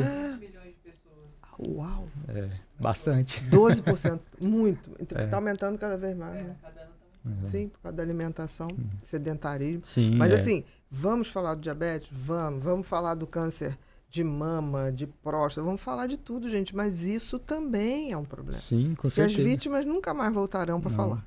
É uma vez só, né? É uma vez. Aconteceu, não tem como voltar atrás. Então, Exatamente. assim, acho que a educação, ela é a base de tudo, né, Bia? Então, uma sociedade educada sobre os mais diversos assuntos, inclusive esses que são considerados mais sensíveis, né? Alguns tabus, coisas que nós não gostaríamos de escutar. Não, eu não sei se... Eu fico muito atenta. Outro dia eu estava passando numa rua dirigindo e vi uma criança não querendo dar a mão a um homem. Eu parei o carro um pouco mais na frente, cheguei do lado, falei, oi. Aí o cara chegou assim, oi. Aí eu falei assim, tá tudo bem com você? Aí com a menininha, ela falou, tá. Aí o pai falou assim, tá fazendo manha, porque eu não quero levar ela final de semana para cada mãe, que a mãe vai ter que viajar, separar.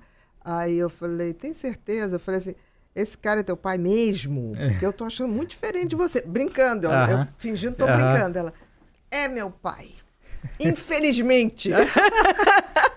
De birra. Aí eu falei, tá bom, mas ele também tem coisa boa, né? Tem, mas hoje eu queria ficar com a minha mãe.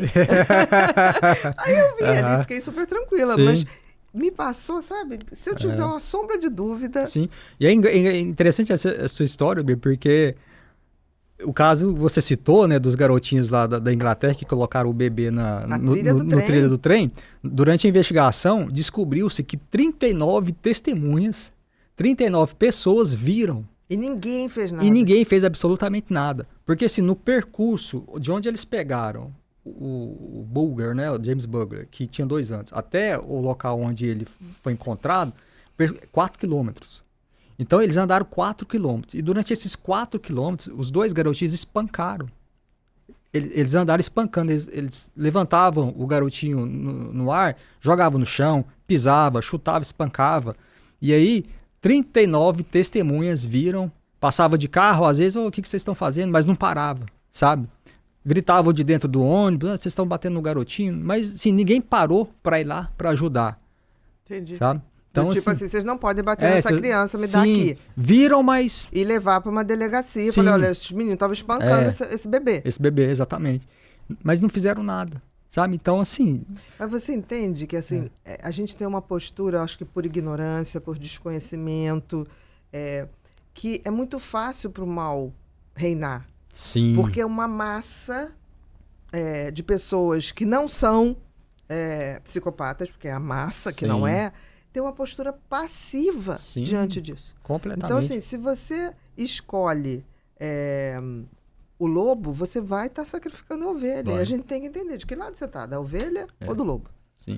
É igual aquela coisa, né? Em briga de marido e mulher não se mete colher, não né? Mete, como assim, né? Mete. Como assim, né? Você vai deixar, então, um homem bater numa mulher? Isso não existe. Você tem que ir lá e intervir. Eu, quando morava, não pode, isso não acontece. Há muito tempo. Morava em Ipanema, o meu apartamento minha sala dava para a sala, numa rua pequena, Redentor, dava para a sala do outro apartamento em frente. E aí, de vez em quando, rolava uma discussão, papapá, aí aquela coisa, fecha a coisa, liga o ar. Mas eu ficava dando uma olhada. Eu me lembro, eu era casada na época, meu marido falou assim, deixa esses dois. Eu falei, não, só estou olhando. Não estou falando nada, não estou aqui, cala a boca, tá. E aí teve uma vez que ele bebia muito, ele bebeu e começou a jogar as coisas na parede e deu na cara dela. Aí eu peguei, liguei para a polícia, dei o endereço, que era em frente, eu já sabia. E aí a polícia bateu lá, né? E bateu, não demorou nem muito. A polícia bateu lá, eu só sei que no dia seguinte, vida que segue, aí meu marido falou assim, tá vendo? Eu falei, eu fiz a minha parte. Se ontem foi dada a oportunidade, ele agora já sabe que tem alguém que liga. Espero que ele pense melhor. Ou que ela também reflita melhor. Né? Porque o policial, eu me lembro que ele foi muito claro, assim, tinha horas, não dava para ouvir o que ele falava, mas ele falou assim, é como se ele falasse assim, a senhora quer ir com a gente? Porque ele falava assim, para seguir. Não quis, mas olha, foi tempo para ele fazer essa baixaria de novo. Aí tá vendo? Então, assim, eu reduzi talvez a redução do dano. Ela toda semana passou a ser de 6 meses. Mas eu fiz minha parte. Eu tenho que dar uma oportunidade para ela pensar, ou para ela pensar numa possibilidade de sair. Sim. Agora, fazer nada é impossível. Não, é impossível. As pessoas têm que ter esse pensamento, com né? certeza. De intervenção. E isso é cultural, a gente tem que mudar essa cultura. É questão da empatia, né? A gente tem que mudar essa cultura. A briga de marido e mulher, ninguém mete a colher, mete. Mete, exatamente. Você não vai lá dar na cara dele, Sim. entendeu? Então você vai estar usando a mesma arma. Mas você tem que ter uma postura, Sim. porque é uma oportunidade que você dá para outra pessoa pensar. Exatamente. Acho que até uma intervenção, né? Acho que já causaria assim, menos danos. Mas causou. Igual o seu exemplo. Porque era semanal. Era quinta-feira. Eu falei, por que quinta? Eu falei, ele deve ter alguma coisa, algum lugar que ele vai, bebe, já volta doido, não sei. Não estou nem dizendo que ele era psicopata. Sim. Não posso afirmar, mas eu falei, não me é possível. E eu acabei mudando, adorava esse apartamento, mas eu falei, não me é possível ficar com essa cena. Sim. Aí todo mundo, não, bota blackout. Eu falei, tá, eu sei que é que nem sol. Tem dia que você fala assim, o sol não apareceu. Não, ele tá lá, meu amor, as nuvens que não estão deixando você ver. É que nem estrela, sempre tem estrela, a gente não vê. Mas assim, isso não me é possível, mas eu acho que é cultural. Não teve uma época que ter escravos era culturalmente e moralmente, por lei, era aceito? Exatamente. A gente aceita isso hoje? Não. Então isso tem que ser mudado. Isso tem que... Tem que quebrar, tem que ter né? empatia com as pessoas e não ficar nesse julgamento. Ela gosta. Ela não sei o que, eu não sei se ela gosta, não sei a história dela. Mas eu não gosto de ver isso como ser humano sendo feito com outro. Então eu respondo por mim, né? Sim.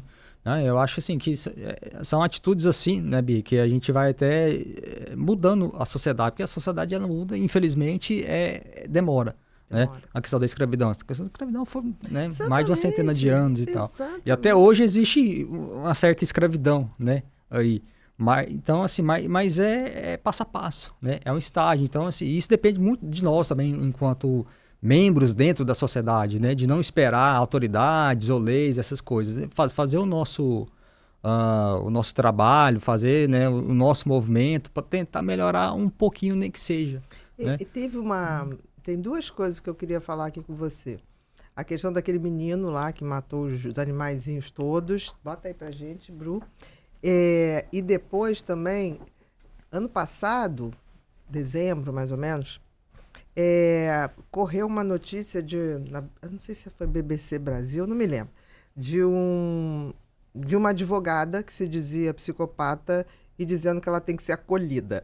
Aí uma opção de gente começou a me mandar essas coisas. Eu falei, querido, lobo em pele de cordeiro. Primeiro que não ia fazer isso. Então, assim, as pessoas têm que estar muito atentas, porque quando eles fazem esse tipo de discurso, se é psicopata de fato, é sempre para justificar o injustificável. Não, acolhimento. Você já viu psicopata querer acolhimento? Isso eu nunca vi, não. Não. Então, assim, isso foi uma matéria que saiu ano passado.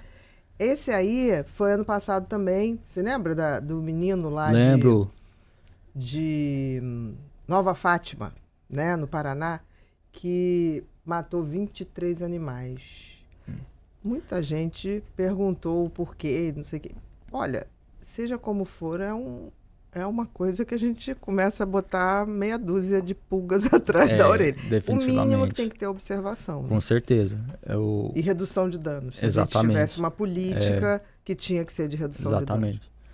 Bom, essa criança aí, ela cometeu um ato bastante cruel, né? Eu nunca tinha visto um caso assim, de uma criança... que a gente ficou sabendo, que ficou deve sabendo, existir. Exatamente. Não, com certeza, porque... Em meio rural deve existir. Muito demais. De uma vez, ele ter cometido esse tipo de crueldade, né?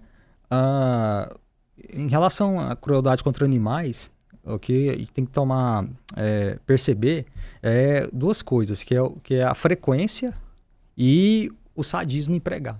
Né? E a intensidade. A frequência e intensidade. Perversidade. Exatamente. Porque às vezes, crianças fazem coisas estúpidas mesmo. Sim. Né? As crianças elas não são socializadas, elas não conseguem, dependendo da idade, né? Às vezes discernir os seus próprios processos cognitivos da outra. Né? Então, às vezes ela está... As consequências. Então, às vezes ela está cutucando um gato ali com um pedaço de pau, para ela tá tudo bem, porque não é ela que está sentindo dor, né? Então, qual que é o problema nessa questão? É a frequência e a intensidade. Então, assim, e a postura dos adultos ao redor. Exatamente. Então, a criança que comete crueldade contra animais de maneira frequente, vamos ficar de olho. E a intensidade dessa crueldade, dessa brutalidade também, exatamente, porque às vezes começa a escalar. A escalar, exatamente. E encontrou um gatinho morto. Aí passa um tempo, encontrou o gatinho que está com o pescoço pendurado numa corda no varal de casa. Aí passa mais um tempo, já encontra uma cabeça de um gato. Ou seja, ele está escalando. Então isso é perigosíssimo. Então a criança que pratica crueldade de maneira frequente e escalando de maneira sádica, então é um fator predisponente muito grave. Muito grave. Então essa criança já está com problema. Não, e aquela coisa, temos que chegar no ponto de ter políticas de redução de danos. Com certeza. De tentar reduzir o dano ou, quem sabe, né, melhorar mesmo. Pode ser uma coisa passageira, mas não dá para ficar esperando tempo. Não dá. Vamos esperar que o tempo melhora. Não tem essa história? O tempo melhora. E tinha que ter um cadastro dessas crianças para terem acompanhamento. Porque, por exemplo, muda para outro estado. Ok, o acompanhamento segue lá. Sim. Não é para discriminar, é justamente para dar oportunidade de ter um prognóstico melhor. Um banco de dados, né, para acompanhar essa criança. Isso aqui não porque pode, isso aí não tem como melhorar, só tem como piorar, no caso. Não, pode ser que com um acompanhamento muito bacana, isso se desfaça, mas pode ser. Mas se deixar do jeito que está, a probabilidade é imensa. Sim, não, se deixar do jeito que está, sem tratamento ou um acompanhamento, a tendência piorar. Escalar, sabe? Então, assim, eu concordo de fato que deve existir políticas públicas, tem que existir, porque não tem como, tem que falar disso. Porque isso é uma proteção contra a sociedade. Tem que falar disso. Aí, é uma proteção da criança e da sociedade, a proteção dela também. Exatamente, porque assim, ninguém quer, Bia, eu não gostaria de ver alguém preso. Ninguém quer ver, sabe, como empático e humano que sou, eu não gostaria que existissem pessoas presas. E aí muitas vezes essas pessoas estão presas, né? Você pega criminosos que não tiveram, que nasceram de uma maneira diferente, né? Às vezes tem um cérebro diferente. A gente sabe, por exemplo, que os psicopatas têm uma lesão, né, na parte do lobo frontal, sistema límbico que não... menos funcionante. Não é lesão em termos de estrutura.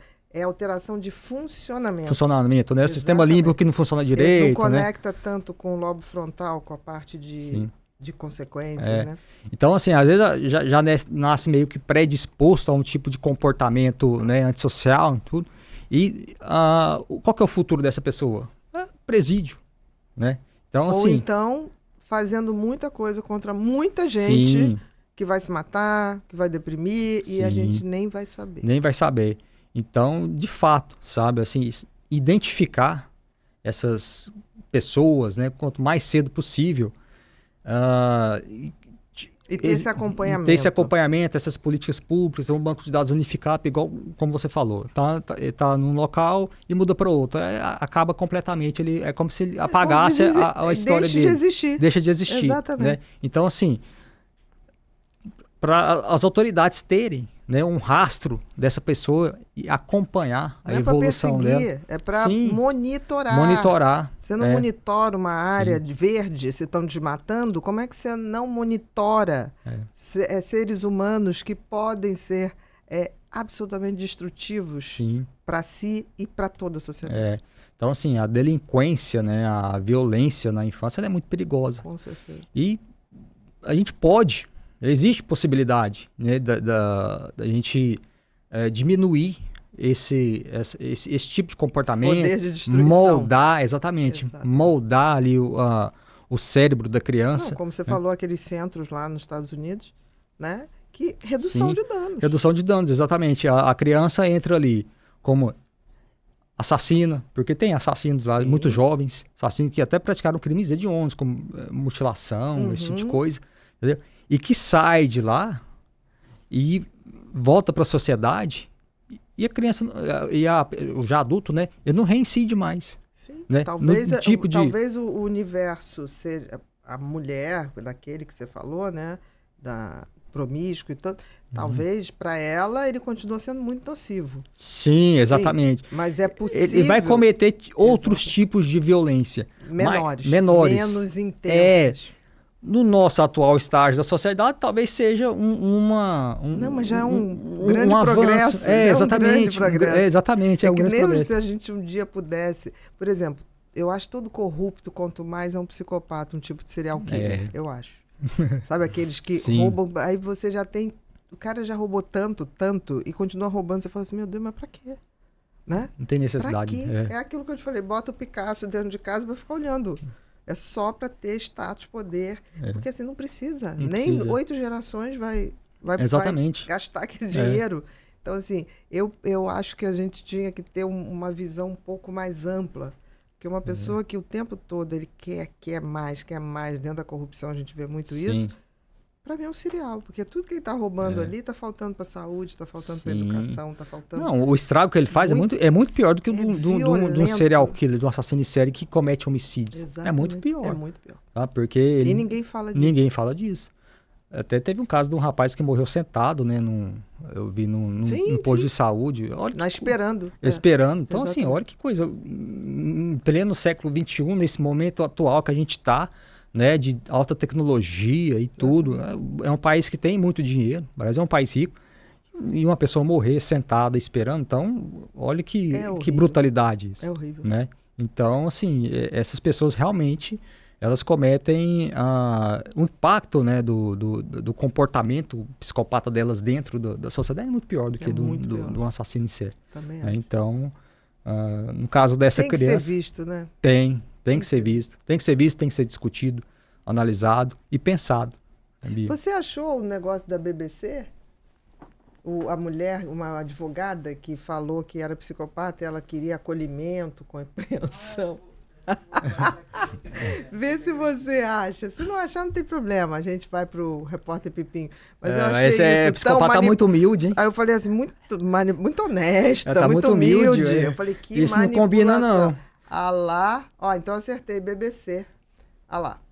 Uma cara muito sofrida, né? Você vê. Sou psicopata e quero que a sociedade entenda e acolha meu transtorno. Muita gente ficou me mandando na época coisas e eu só botei assim, lobo em pele de cordeiro. Aí botei até uma imagem que eu gosto muito.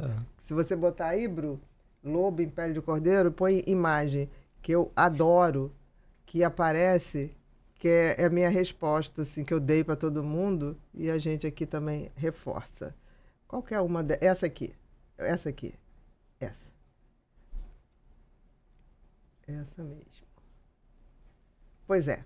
Esta é essa moça. Não, é o retrato do psicopata em si. Não é tipo assim, não se deixe manipular, por favor, porque esse papo quero ser acolhida.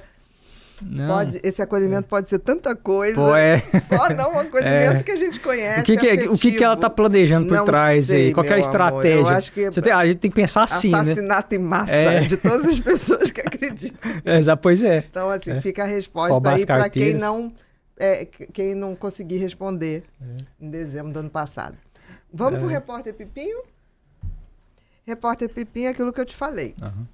A gente tem uma comunidade que se chama Ser Humano Sustentável, porque eu acredito que a gente um dia vai ter seres humanos sustentáveis. E tem mais ou menos 2.300 pessoas, são pessoas que gostam muito de conhecimento, tem leigos, tem profissionais, tudo. E a gente manda, 15 dias antes de você vir, a gente manda o seu Instagram, o @OAVcrime, tá? E a gente fala, vão lá, dão uma olhada e mandem pra gente as perguntas que vocês acharem pertinentes, que vocês querem que ele fale alguma coisa. Entendi. Tá? Tá bom. Então vamos lá, Bru. Primeira, eu li que um adolescente de 14 anos matou um motorista de aplicativo em Marsella. Como a violência nas redes sociais e na dark web está alimentando essa nova geração de matadores juvenis? Complexa essa pergunta. Pois é, esse caso aí foi esse rapaz, ele era um assassino profissional, contratado pela questão do tráfico de drogas ali, um barão das drogas de Marsella, e ele executava assassinatos por encomenda. E aí ele entrou num táxi, motorista de aplicativo, né? Ele entrou num carro e em direção para executar um contrato. né? Entendi. Com 14 anos. Com 14 anos, tá. Olha só. E aí o motorista de aplicativo estava levando ele, e aí o rapaz avistou o alvo e pediu para o motorista de aplicativo parar. Só que o motorista de aplicativo não parou, porque a via onde ele estava não permitia que ele parasse ali para o passageiro descer. Entendi. O que o adolescente fez? Ele simplesmente sacou o revólver e deu um tiro na nuca. Para parar o carro. Simples Simples assim. Eu tenho um objetivo e eu vou executar objetivo. Se você está na minha trilha, eu tiro você. Que agora eu parei o carro. Exatamente. E simplesmente fez isso. Matou o motorista de aplicativo. Simplesmente simples assim. Exatamente. Eu tenho um objetivo, eu vou executar eu vou fazer o que me contrataram para eu fazer. Exatamente. Ou o que eu gosto de fazer. O que eu gosto de fazer, né? Para fazer com tanta maestria tem que gostar muito. Não, e com tanta maldade, né? Já percebe-se que ele já não era novato. Ele já tinha pelo menos umas 6 ou 7 assassinatos já por encomenda, esse rapaz de 14 anos. E, no caso, ele foi contratado pela Dark Web. Né? Que a Dark Web a gente sabe, né? Que é um local da internet meio obscuro, né? Onde a gente tem tráfico de drogas, pedofilia, contrata-se até para matar. Se você contrata assassinos profissionais até para matar alguém. Na Dark Web. Na Dark Web. Então a Dark Web assim, tudo quanto é tipo de violência, de crime, você encontra na Dark Web. Você encontra até coisas assim, horrorosas, né, relacionadas à pedofilia, essas coisas, transmissões online, tem coisas horrorosas, né? E, bom, a gente sabe que as redes sociais e a internet, ela não é regulamentada, né? Então, imagina, se nem a parte que é visível da internet, as big techs e tudo, elas operam a Deus dará como elas querem. Então, imagine servidores... Um território que... De sombra. Que é desconhecido, né? Onde você tem servidores que você nem sabe onde que estão esses servidores, que hospedam esses sites, hospedam essas coisas, né? Então, assim, é um campo... Infelizmente, trouxe instrumentos muito... Danosos, exatamente. A serviço da psicopatia. Exatamente. Certeza. Então, assim, o ser humano é assim, né? A gente tem uma tecnologia incrível que é a internet, né? Mas você tem uma massa de gente que só usa aquilo para mal, para ficar golpe, né? E tudo. Então, bom, esse caso é um caso que chocou a Espanha, né? Foi recente, não tem muito tempo, não. E não só esse garoto de 14 anos, mas tem casos de outros jovens também, cometendo crimes hediondos. Contratados pela Dark Web. Por, normalmente, barões da droga, né?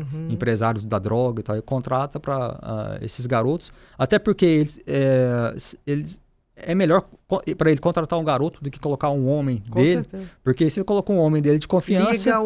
Liga o nome. Ele pode ser preso e ficar 40, 50 anos. Agora um garoto de 14 anos. Eu não sei como é que é a lei da Espanha, mas provavelmente ele é de menor. Né? Então, assim, não vai... se ele for preso... Provavelmente ele é menor de idade para lá. Então, para lá. Não sei, mas, né? Então... Perfeito. Próxima, Bru. Daniel, ao longo desses anos, o que mais chamou sua atenção ao estudar casos de criança que cometeram homicídios? Teve algum caso mais horripilante do que outro? Todos são terríveis, mas... Olha, tem muitos casos horríveis, né? E muitos casos terríveis, muitos casos impressionantes. E assim, a partir de vários pontos, né? Desde a perversidade, como casos assim que... Assim, a gente não tem explicação. Assim. Tem um caso que aconteceu, que até está em Anjos Cruéis. Está no livro, Está no livro, que é de uma garota, isso na década de 1950, eu acho, que ela morava no estado americano, da Dakota do Sul, ela morava no interior, sabe, uma menina. Ela morava na fazenda, com a família, com os irmãos, né? E a menina nunca teve absolutamente nada. Uma menina normal, cresceu... A suspeita, cresceu super bem, né? Os pais amorosos, né? Gostava de brincar com os animais da fazenda, andar de cavalo, essas coisas. E aí, quando ela atingiu 12 anos, quando ela fez 12 anos, os pais decidiram que ela deveria mudar para uma cidade maior para ter melhores oportunidades na vida. Estudo, essas coisas. Sim, tá? Que é bem comum. É bem comum. Então, assim, só da gente perceber esse tipo de preocupação dos pais, já vê que, assim, porque a gente analisa o caso meio que de longe, né? A gente não sabe realmente ali o que de fato ali aconteceu, né? O que a gente tem são informações que são contadas, que são, né, nos ditas. Mas, bem, então os pais decidiram que ela deveria mudar para uma cidade maior, né, para ela estudar e tal. Aí ela mudou para Califórnia, para uma cidade, acho que é Oroville, que chama, na Califórnia, que é onde moravam os tios dela. Um casal que não tinha filhos, eram os tios dela. E aí ela foi matriculada na escola e começou a estudar. Um mês depois, ela matou a tia a machadadas. Um mês? Um mês depois. A tia chegou, conversou com ela, né? Aí a tia virou as costas para fazer alguma coisa, ela veio com um machado e matou a tia. Não apenas matou, né? Mas ela cometeu ali o que a gente chama de overkill, né? Que é o exagero no assassinato. Ela deu várias... A perversidade. A perversidade, exatamente. Overkill mesmo. Ela aplicou vários golpes de machado na tia, pegou uma faca, esfaqueou várias vezes a tia, o cabo quebrou, ela voltou na cozinha, pegou outra e continuou. E aí ficou lá. Aí o tio chegou, né? Aí viu ela num canto assim e perguntou para ela: o que você está fazendo aí, né? E aí ela: eu acabei de matar a titia. Aí ele: mas como assim? Larga de falar bobagem, né? Aí quando ele entrou viu, né? na sala lá de estar, ele viu, né? E assim, esse caso não tem uma explicação, né? Porque a menina, ela teve uma infância super normal, né? Os tios tratavam bem ela, né? E um mês, né? E um mês, Vamos supor, tratasse mal, mas fosse uma coisa acumulativa. Sei lá, um ano de maus tratos. Sim, nada. Assim, não tem nada, absolutamente nada a falar. Sabe, era uma família amorosa e tal. E aí, o que ficou na época, assim, é que ela teve um certo trauma ao mudar do interior para uma cidade grande, como se sabe? Aquilo fosse um fator que meio que sim, epigenético, destampou nela. Ela teve um tipo de dissociação, digamos assim. Entendi. Entendeu? Dessa mudança social.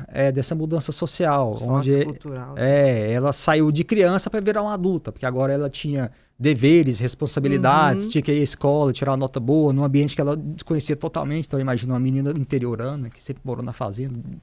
Mas você vê, tem que ter uma genética para ser destampada. Porque, assim, quantidade de pessoas que saem do interior para poder... Sim, exatamente. Né? Não, tem algo a mais, né? Tem algo a mais ali. Só que, assim, ninguém nunca conseguiu identificar. Porque na época ela foi...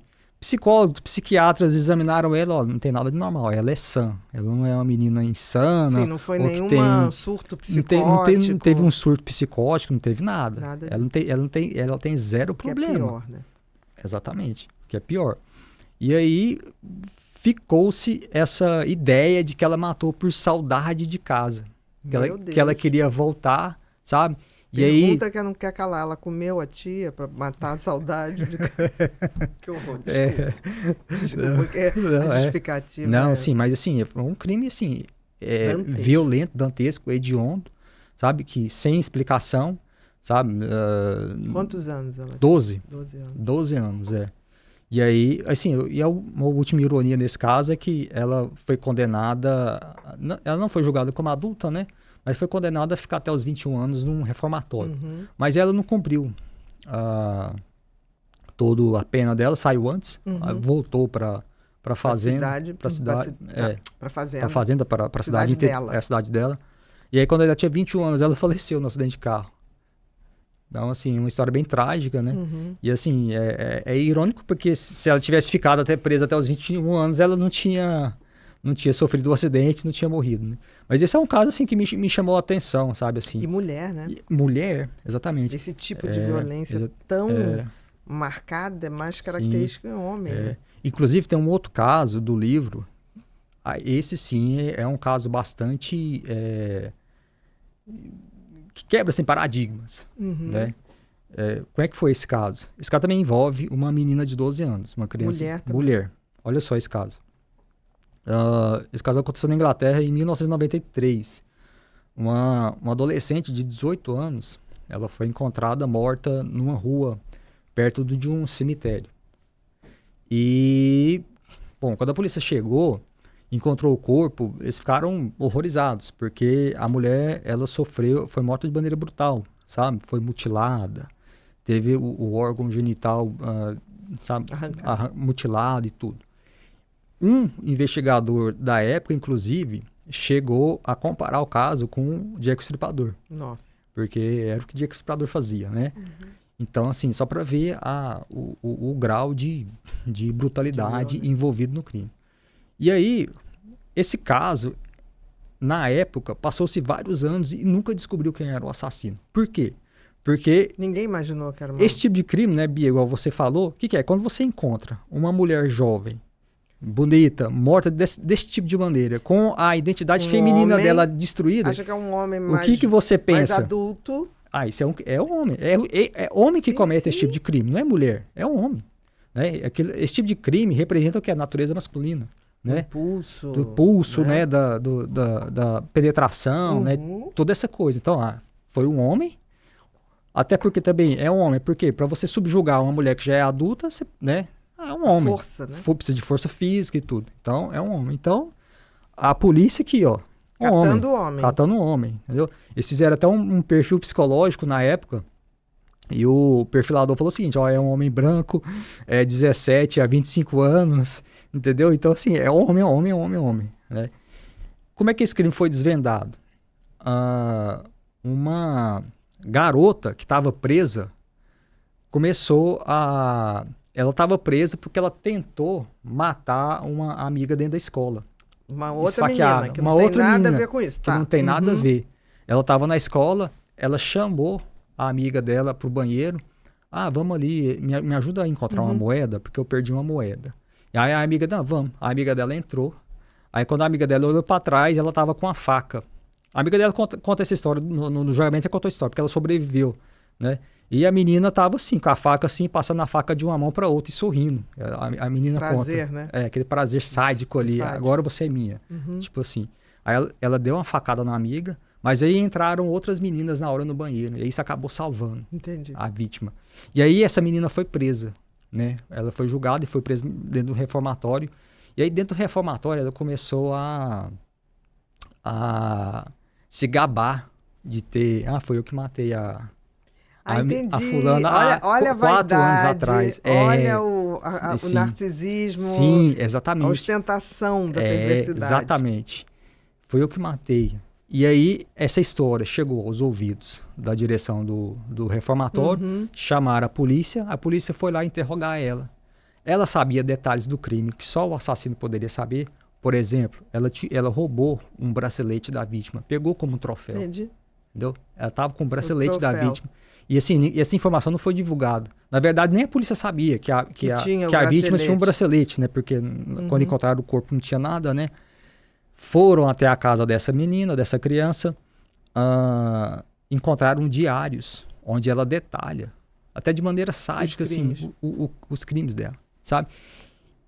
Então, a ostentação exatamente. Da perversidade. E assim, uma criança, uma menina de 12 anos. Então isso foge completamente, a gente entende por esse tipo específico de crime, né, de brutalidade. Não, terrível. Olha a vaidade traindo, né? Exatamente, foi a vaidade. Assim, vaidade que traiu. Foi diagnosticada aí com todo tipo de transtorno que você pensar. Imagina, 12 anos é uma máquina assassina, né? Então, assim, uma criança que cometeu esse tipo de brutalidade e ela obteve gratificação sexual durante o ato, sabe? Então, assim, é um caso completamente fora da curva. Né? Envolveu uma criança e sexo feminino, né? Então, esse caso também foi bastante... A gente não pode deixar de pensar em todas as possibilidades. Sim, exatamente. Né? Próxima, Bru. Em casos como o de Martin Bryant, existem sinais de que algo poderia dar errado ou esses comportamentos extremos podem surgir de repente? Quem é o Martin Bryant? O Martin Bryant, ele é um assassino em massa australiano. Né? Australiano. Ele matou mais, acho que 35 pessoas num dia lá que ele entrou em surto, assim, ele pegou um fuzil e saiu... mas de uma vez só? De uma vez só, de uma vez só. E matou mais de 30 pessoas. Assim, esses comportamentos extremos não surgem do nada, né? Não é do dia para a noite. Então, o Martin Bryant, no caso, ele desde criança, né? Já tinha isso. Então, provavelmente tinha outros crimes. Só essa coisa de matar 35 de uma vez talvez tenha sido a ponta do iceberg. Ele tinha problemas mentais, né? O Martin Bryant, acho que ele era esquizofrênico, se não me engano, sabe? Aí aquela associação rara, mas pode acontecer, a esquizofrenia com a psicopatia. Exatamente. Então, mas pode. Então, assim... Pode acontecer. Agora, sim, existe o surto psicótico, né? Que do nada, assim, uma pessoa entra em surto e pode... Sim, mas aí não teria o histórico passado. Exatamente, aí não teria o histórico. Seria então, isolado. Isolado, falei, exatamente. Seria um surto psicótico isolado ali e cometido aquilo. E tratando a psicose não tem mais nada. Sim. Mas nesse caso aí me parece que ele tinha um histórico Sim. que aí acopla ele tinha doença ele tinha toda a história. psicótica mais a psicopatia. Sim. Inclusive, assim, o pai dele morreu e aí na época... morreu afogado, né? A perícia atestou que ele cometeu suicídio. Uhum. E aí surgiu, depois que ele cometeu esse massacre, né? Surgiu, assim, a possibilidade, será que ele não matou o pai? Ele tinha também uma mulher mais velha que ele se relacionava, eram amigos, assim, próximos, e essa mulher também morreu, sabe? Morreu num acidente, que ele estava junto no carro. Então, é muito suspeito, né? Assim, em torno desse rapaz. Eles fazem a coisa planejada, parecendo realmente que o que vai de cara, as pessoas vão pensar em suicídio, acidente. Exatamente. Eles fazem parecer ali como se fosse um acidente, né? Exatamente. Então o Martin Bryant não foi de repente. Então, ele sempre, por isso que tem essa associação. Desde cedo ele demonstrou sinais que ele era um rapaz mais problemático. Indiferente, e a psicose veio depois. Só para turbinar mais isso, né? Exatamente. Próxima, Bru. Muitos desses casos começam com crueldade contra animais na infância. Por que esse tipo de comportamento é tão comum entre pessoas que depois cometem crimes graves? Os animais são vítimas fáceis, né? Pra criança que é perversa, o ser humano que é perverso, né? Isso. Os animais são vítimas fáceis, eles são fáceis de pegar, né? De maltratar, de subjugar. Então, por isso que eles se tornam as primeiras vítimas, né? Dessas crianças e desses indivíduos. E depois vão escalonando. E depois eles vão escalonando, porque, por exemplo, na minha pesquisa para Anjos Cruéis, eu pesquisei centenas de casos, né, Bia? E eu afunilei ali para cerca de 230, nos quais eu analisei melhor, pesquisei tudo. E a criança, ela emula o adulto quando ela vai matar. Ou seja, ela mata alguém que é mais fraco. Sim. Entendeu? Que é menor em estatura, menor em idade, né? Por isso os animais, né? Exatamente. Então, por isso que os animais, eles são as primeiras vítimas de criança perversa, né? E que tem os traços psicopatas, falta de empatia, remorso. Depois, se for o caso, vai para bebês, né? Crianças menores. Sim, exatamente. Igual no caso, né, que a gente citou anteriormente lá do James Bugley, né? Que é uma criancinha de 10 anos pegou uma de 2, né? Então, assim, criança é a mesma coisa do homicídio adulto. Os mais frágeis. Os mais frágeis. Covardia. Sempre os vulneráveis. Os vulneráveis. Sabe? Perfeito. Então, entre crianças, também as mais vulneráveis. Crianças do espectro autista sempre vão ser as mais vulneráveis. Crianças neurotípicas, sempre. Eles até vão se for fisicamente também, de alguma maneira, sabe? Eles vão escolher. É sempre assim, sabe? Os mais frágeis. Por isso que a sociedade tem que ter como missão defender os mais frágeis. Sim, sempre. Exatamente. Nesse aspecto. E todos, né? Próximo, Bru. Há algum fato curioso ou interessante que você possa compartilhar sobre seu livro Anjos Cruéis? Você compartilhou, né? Esses 2 casos femininos. Sim, Né?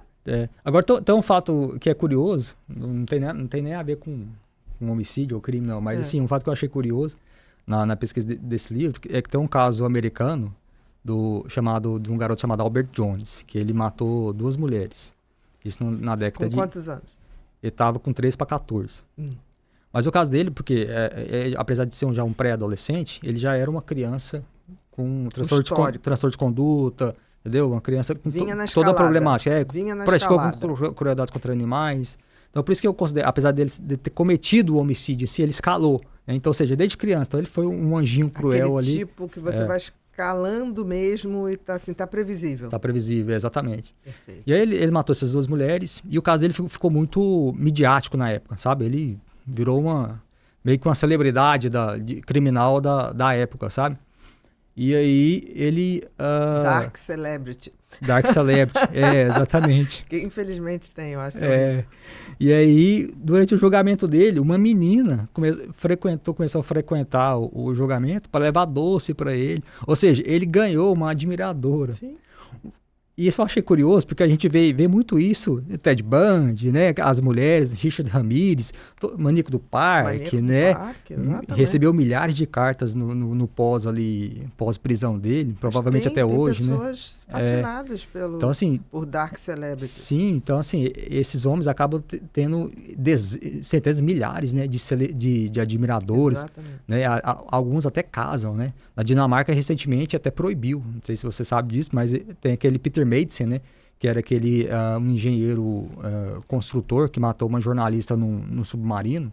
Sim. Que esquartejou ela e jogou os pedaços. Lembro. Ele estava recebendo tanta carta de admirador que a Dinamarca aprovou um projeto de lei proibindo esse tipo de comunicação, sabe? Ele até casou com uma admiradora, olha só. Então eu achei curioso, porque até uma criança, né? Conseguiu uma admiradora na época. Né? Então, uma seguidora. Entendi. Então, só para ter uma ideia assim, da questão mas é muito mais do que a gente imagina. Eu acho também que tinha que ter um projeto de lei em relação a isso. Senão você está alimentando. Sim. Não pode. Mas está difícil, né? Porque a gente não consegue nem tirar o sinal de celular. Você imagina um projeto de lei que proíba eles de se casarem ou se comunicarem. Isso aí. O tempo vai fazendo as necessidades, né? Tudo tem seu tempo. Próxima, Bru. No caso de Úrsula, existe a suspeita de que ela foi manipulada pela mãe? Como você encara essas histórias onde não é tão claro quem é o verdadeiro culpado? Quem é Úrsula? Não sei. Úrsula é um caso... Que está no livro? Não, ele não está no livro. Ele tá no... Eu escrevi o caso da Úrsula no Instagram. Tá. É uma menina que ela matou o pai. Uhum. E aí depois a mãe casou com mais um outro homem. Aí ela matou esse padrasto também, sabe? E aí, na época que ela matou o pai era violento em casa, aquela coisa, né? Então, assim, aí ela foi absolvida, né? Uhum. Não foi processada nem nada. Mas aí quando ela matou o padrasto, o pessoal já ficou assim, opa, não tem um problema com essa menina, ou então não, a mãe só tem um dedo podre, escolhe outro. Exatamente. Alguma coisa. Tem alguma coisa aí, né? Então aí surgiram teorias, né? A menina era perversa, a mãe induziu porque queria ficar com seguro de vida, não sei o quê. Então, assim, não ficou claro, sabe? Assim, o oficial da história é que os dois homens eram homens violentos, né? Que praticavam violência doméstica e tal, batia na mãe dela. E aí ela pegou e matou eles para resolver o problema, assim. Se a mãe induziu, é bem complicado, né? Dizer alguma coisa. Sim, não tem como provar em relação a isso, né? Mas uma coisa também é certa, a mãe tem um padrão de escolha de parceiros bastante disfuncional. Bastante disfuncional. É o que pode ser dito. Sim, com certeza. É o que pode ser dito. Né? E assim, e como ela casou depois bastante rápido, assim, né? Aí criou-se, assim, aquelas falatório, né? Será que já não tava com esse cara aí? Mas o fato de que uma menina fazer isso 2 vezes seguidas também é... Sim, esse caso é super curioso, né? Complexo. Você tem que ver de vários ângulos. Perfeito. Exatamente. Próximo, Bru. Você acha que a violência infantil é algo que nasce com a pessoa ou sempre tem algum fator externo influenciado pelo ambiente familiar ou social? É aquela velha história, está tudo envolvido, né? Sim, as pessoas querem assim, uma bala de prata. Sim, então, não qual tem. é a causa? Essa, então vamos eliminar. Não tem. Assim, normalmente as pessoas querem respostas fáceis, assim, né, Bia? Quem dera. Querem respostas fáceis, assim, simples, mas não existe resposta fácil e simples. Você falou, existe a influência social, familiar? Existe. Sim, a menina que saiu do interior foi para a Califórnia. Existe. Agora, isso justifica? Não. Todo o contexto? Sim. Não justifica. É um gatilho. Sim. Se a gente entender que a gente tem incontáveis genes, que você nasce com tanto gene que não tem utilidade, mas aquilo pode ser ligado em algum momento. Sim. E a gente sabe muito pouco, né, ainda, eu acho, sabe? Exato. A gente só sabe que tem muito material genético inútil. Como eu acho que a natureza nunca tem inutilidade, eu acho que está ali. Tá ali. Dependendo do padrão de vida que eu leve, ativa para um lado ou ativa para o outro. Exatamente. Talvez seja o livre-arbítrio. É verdade. Próxima, Bru. Algumas histórias mostram crianças cruéis que nunca machucam humanos, enquanto outras se tornam assassinas. O que diferencia esses casos? Difícil essa, hein, Daniel? As histórias mostram que crianças cruéis que nunca machucam humanos, enquanto outras se tornam assassinas. O que diferencia esses casos? Bom, a gente tem que, às vezes, também diferenciar crueldade, porque, igual eu falei anteriormente, às vezes criança, ela comete algo estúpido, maus. Sabe? Ela comete atos maus, mas ela não quer dizer... Por imaturidade, Sim, existe, por imaturidade, exatamente. Né? Mas, assim, essa maldade persistente e intensa... Aí já é outra história, já é outra... Eu até cito no livro aqui que eu conto um caso curioso, de quando eu era criança, eu peguei um calango e torturei o calango assim, peguei um pedaço de pau, enfiei nele, sabe? E assim, eu morro de vergonha desse meu comportamento, e depois que eu cresci, que eu tive a consciência do que eu fiz com o bichinho, sabe? Então, assim, mas assim, eu era uma criança que, sabe, não tinha noção nenhuma do que eu tava fazendo ali. Então, crianças, às vezes, elas cometem esse tipo de coisa. E assim, né, Bia, a gente careca de saber de história, de conhecido, às vezes até da gente mesmo, de colégio, quando a gente era criança, que viu um amiguinho fazendo algo, e né? Que hoje é um cara super bacana. Exatamente. Você tá falando do sapo? Eu me lembro que numa aula de biologia, eu criança, eu devia ter o quê? 8 anos, eu acho. E a professora de biologia mandou a gente catar borboleta e levar. Catei a borboleta, falei, meu Deus, como é que faz? Porque ela queria que botasse pendurada numa coisa. Eu fiquei tão desesperada vendo aquela borboleta morrer. Eu falei, mas como é que a gente vai fazer isso? Não, você tampa ela no lugar, vai faltar oxigênio, ela vai morrer. Ela falou aquilo como se assim, 2 e 2 são 4. Aí eu fiz, né? Peguei, botei no... Eu ia dormir, falei, que agonia. Aí a minha mãe, ela mandou fazer isso? Mandou. Aí teve um dia que eu fiz assim, o seguinte, larguei a borboleta pra lá e falei, mãe, não consigo. Ela falou, ainda bem, minha filha, que eu também não compro uma borboleta morta pronta. Acho uma borboleta morta no jardim. Aquela eu não podia. Eu ficava naquela coisa e ela se batendo, daqui a pouco ela ia ficando fraquinha. Eu falei, não consigo.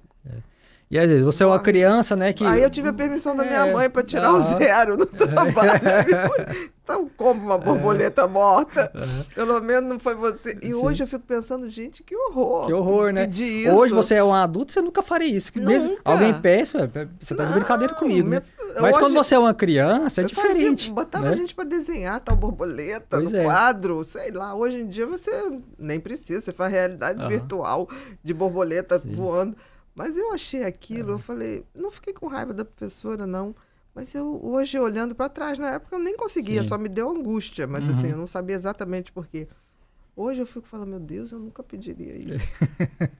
Aí eu fico com meus sobrinhos netos, falei, professora, não, esquece. Aí eu falei, mudou, né? Porque eles estudam numa escolinha que tem até, assim, tem cachorro, tem galinha, tem não sei o quê, e eles cuidam, entendeu? Então...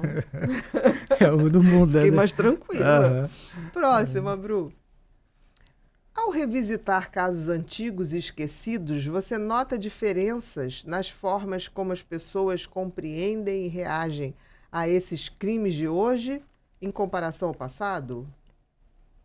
Interessante essa pergunta. É muito dos valores sociais, né? Assim, em relação ao fato em si, não, né? Crime antigamente e hoje ele tem a sociedade, né? Enxerga da mesma maneira. O que vai mudar é algum valor da época, alguma coisa, né?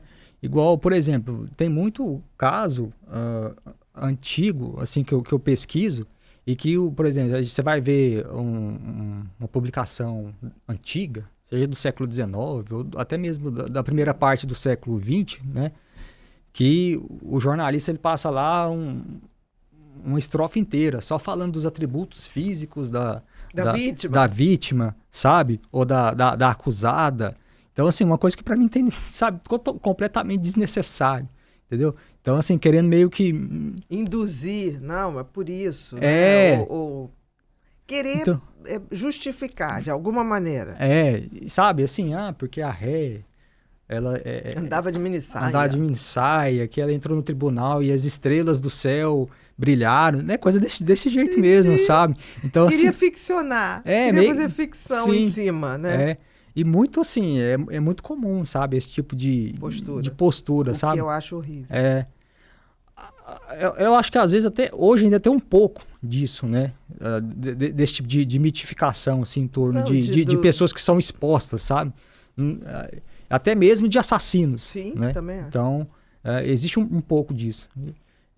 Mas em períodos passados, pelo menos pelo que eu vejo, assim, era um pouco mais, assim, bem... Pior, pior, né? Comum. Essa coisa de você querer justificar, principalmente pela vítima. Isso era horrível. Isso era horrível. Eu acho que a gente deu um passinho. Sim. Né? Ainda calma, mas concordo. a gente deu um passinho de ter mais respeito. Essa coisa moral, né? Ela vai devagar, né? Muito. Mas pelo menos eu acho que a gente deu um passinho de considerar a vítima. Não, com certeza. Próxima, Bru.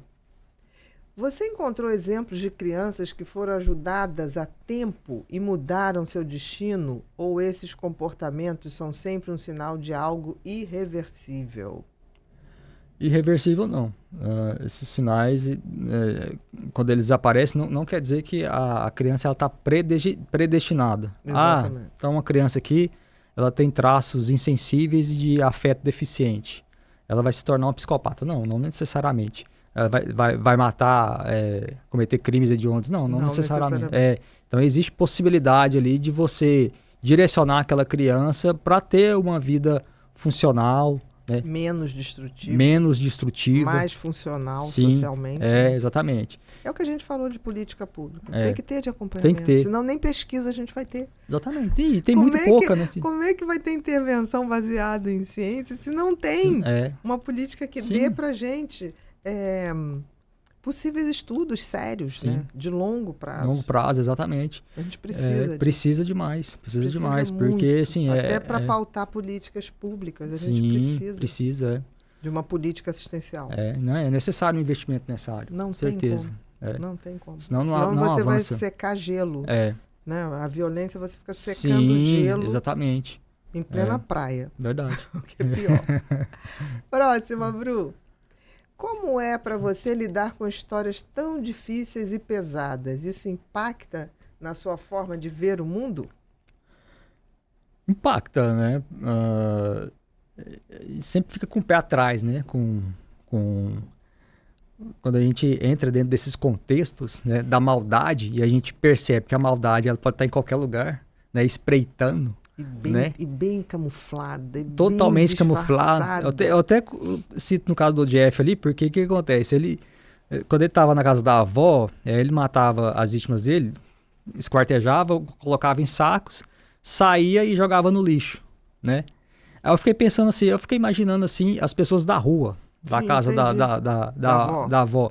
Via aquele rapaz ali jogando lixo fora, era só mais um vizinho jogando lixo fora. Entendeu? É a normalidade do cotidiano. Então, a maldade, ela opera nessa normalidade do cotidiano. Exatamente. Ela se camufla de normalidade. Sabe? Fantástico que você falou. Então, você vê ali, aquilo não significa nada para você. E é a maldade pura. Tá ali na sua frente. Entendeu? E você não consegue ver porque ela está camuflada do dia a dia, de normalidade. Então, assim, definitivamente impacta. Né? A forma como a gente enxerga o mundo, enxerga as pessoas. Né? Concordo, eu senti muito isso quando eu escrevi Mente Perigosa. Né? Senti mesmo. Próxima, Bru. Chegamos agora no momento Pipinho. Pipinho é o meu filho, esse cérebro bem humorado, que eu não deixo ver televisão, nem tem rede social, ele só ouve os bons conteúdos que rolam aqui. Show de bola, então. E aí, a equipe toda ajuda o Pipinho. O Pipinho agora manda pra gente palavras ou frases a completar. E o que vier na sua cabeça, você devolve. É livre associação. Tá bom. Nada sofisticado. Sim. 1. Justiça. Falha. 2. Amor. Necessário. 3. Uma curiosidade. Universo. 4. Complete a frase. Escrever é...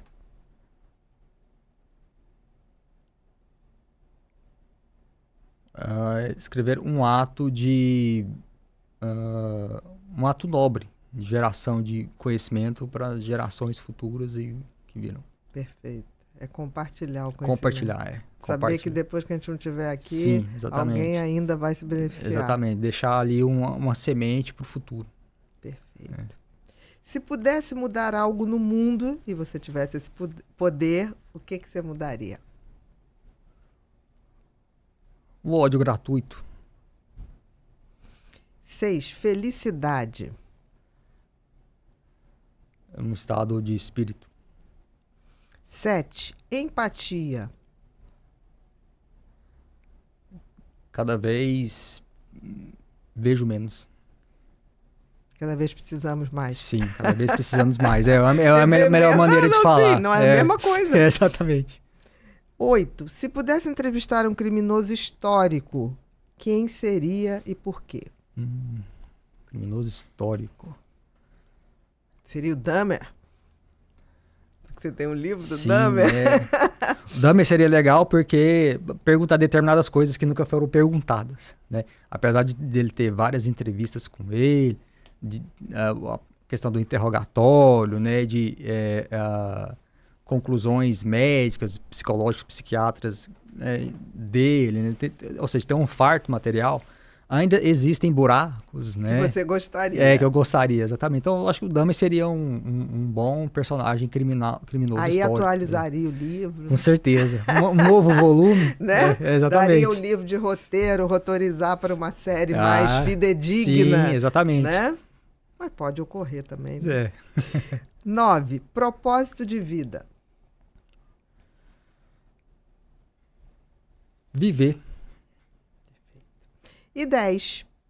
Uma frase, um pensamento, pode ser sua, pode ser algo parecido com, pode ser de um filósofo, de um escritor, o que você quiser, para deixar de mensagem. Não importa o que fazem conosco, mas aquilo que nós fazemos com aquilo que fazem conosco. É uma frase de Jean Paul Sartre. Sartre, exatamente. Perfeito. Meu querido, queria muito te agradecer, foi maravilhoso. Espero que a gente tenha outros encontros, sim, porque faltou material. Com certeza. Né? Porque tem muito material, sim, faltou tem bastante. abordar. Mas eu gostei demais, aprendi demais. Muito obrigada. Essa coisa da psicopatia disfarçada de naturalidade. Nunca mais vou esquecer essa frase. É uma frase. Eu gosto dessa frase. Muito boa mesmo. Vamos aos presentes? Sim. Então vamos lá. Você está ganhando aqui. Esse está atualizado para psicopatia na política e psicopatia na família. Tá? Interessante. Tem um aqui, felicidade. Esse foi momentos perigosos. Felicidade, que eu escrevi na pandemia, tá? Durante aquela hora que todo mundo não sabia o que ia acontecer. Sim, exatamente, eu falei, eu vou estudar felicidade para não sucumbir também. E tem aqui que foi o meu último lançamento, foi lançado ano passado, finalzinho do ano passado, Um Tempo para Mim, que são 365 frases minhas, que eu proponho a gente tirar 10 minutinhos para ler e cada um tirar suas conclusões sobre o que está sendo dito ali. Sim. É um autocuidado, é um mental care. Muito interessante. 10 minutinhos, porque 10 minutinhos dá. Né? E aí você pode anotar lá qual foi teu sentimento, qual foi... Eu acho que vai ser legal. Muito bom. Mas não acabou, não. Temos aqui também uma eco bag do Pipinho, tá? E a eco bag do Pipinho, atrás tem aqui o nosso lema, né? Sim. Faça, aconteça e inspire. Pode people, eu fui. Então, você esteve aqui. Vamos lá. Temos aqui um caderno para você anotar suas... O caderno é bom, viu? Não é? Sempre. Para escritor, isso é fundamental. Pode passar demais. tudo para esse ladinho aqui. Anotações é que isso, mais pra gente, né? Eu tenho muitos. E aqui uma canequinha do Pod People para você lá tomar seu café, tomar seu chá. Vou deixar lá na estante, lá e poder lembrar da gente. Com certeza. Deixar tudo aqui que as crianças vão ajeitar isso tudo para você. Agora chegou aquele momento que você vai usar aquela câmera ali. Pode ser mal educado, não precisa nem olhar para mim e dar os seus recados. Gostaria de agradecer o convite. Foi um prazer estar participar do podcast. Para quem tiver interesse nas minhas obras, meus livros, Anjos Cruéis está disponível na loja oficial da Dark Side Books, na Amazon também. Jeff, na Amazon, um livro sobre Jeffrey Dahmer. Quem quiser me acompanhar nas redes sociais, é só seguir o @OAVcrime, que vocês verão bastante conteúdo em relação a true crime, psicologia criminal, bastante texto, né, de vários anos, muito tempo de pesquisa. Então, agradeço a oportunidade. Muito obrigado. Queridos, nós estamos finalizando mais um episódio do Pod People. Hoje foi com esse cara maravilhoso, Daniel. Você não conhecia? Eu sugiro que você conheça, porque ele tem conteúdo maravilhoso. Você não tem noção. Se você fica naquela coisa, o que um criminoso faz? Por que ele faz? O perfil, se é feminino, se é masculino, eu te sugiro que você entre nesse universo, porque ele estuda muito, é um pesquisador muito sério para que a gente possa pensar até em possibilidades de políticas públicas. Deu muito consultoria, o material dele, para séries que você já deve ter assistido e com as quais a gente aprende muito. Aqui na comunidade Pod People, a gente acredita que conhecimento e autoconhecimento é a única maneira que a gente tem de se empoderar de fato. Não esquece de seguir ele, basta estar lá no Instagram, @OAVcrime, e você aproveita também para se inscrever aqui no canal, acionar o sininho para receber as novidades e compartilhar esse conteúdo que eu tenho certeza que muita gente precisa. Muito obrigado e até o próximo Pod People.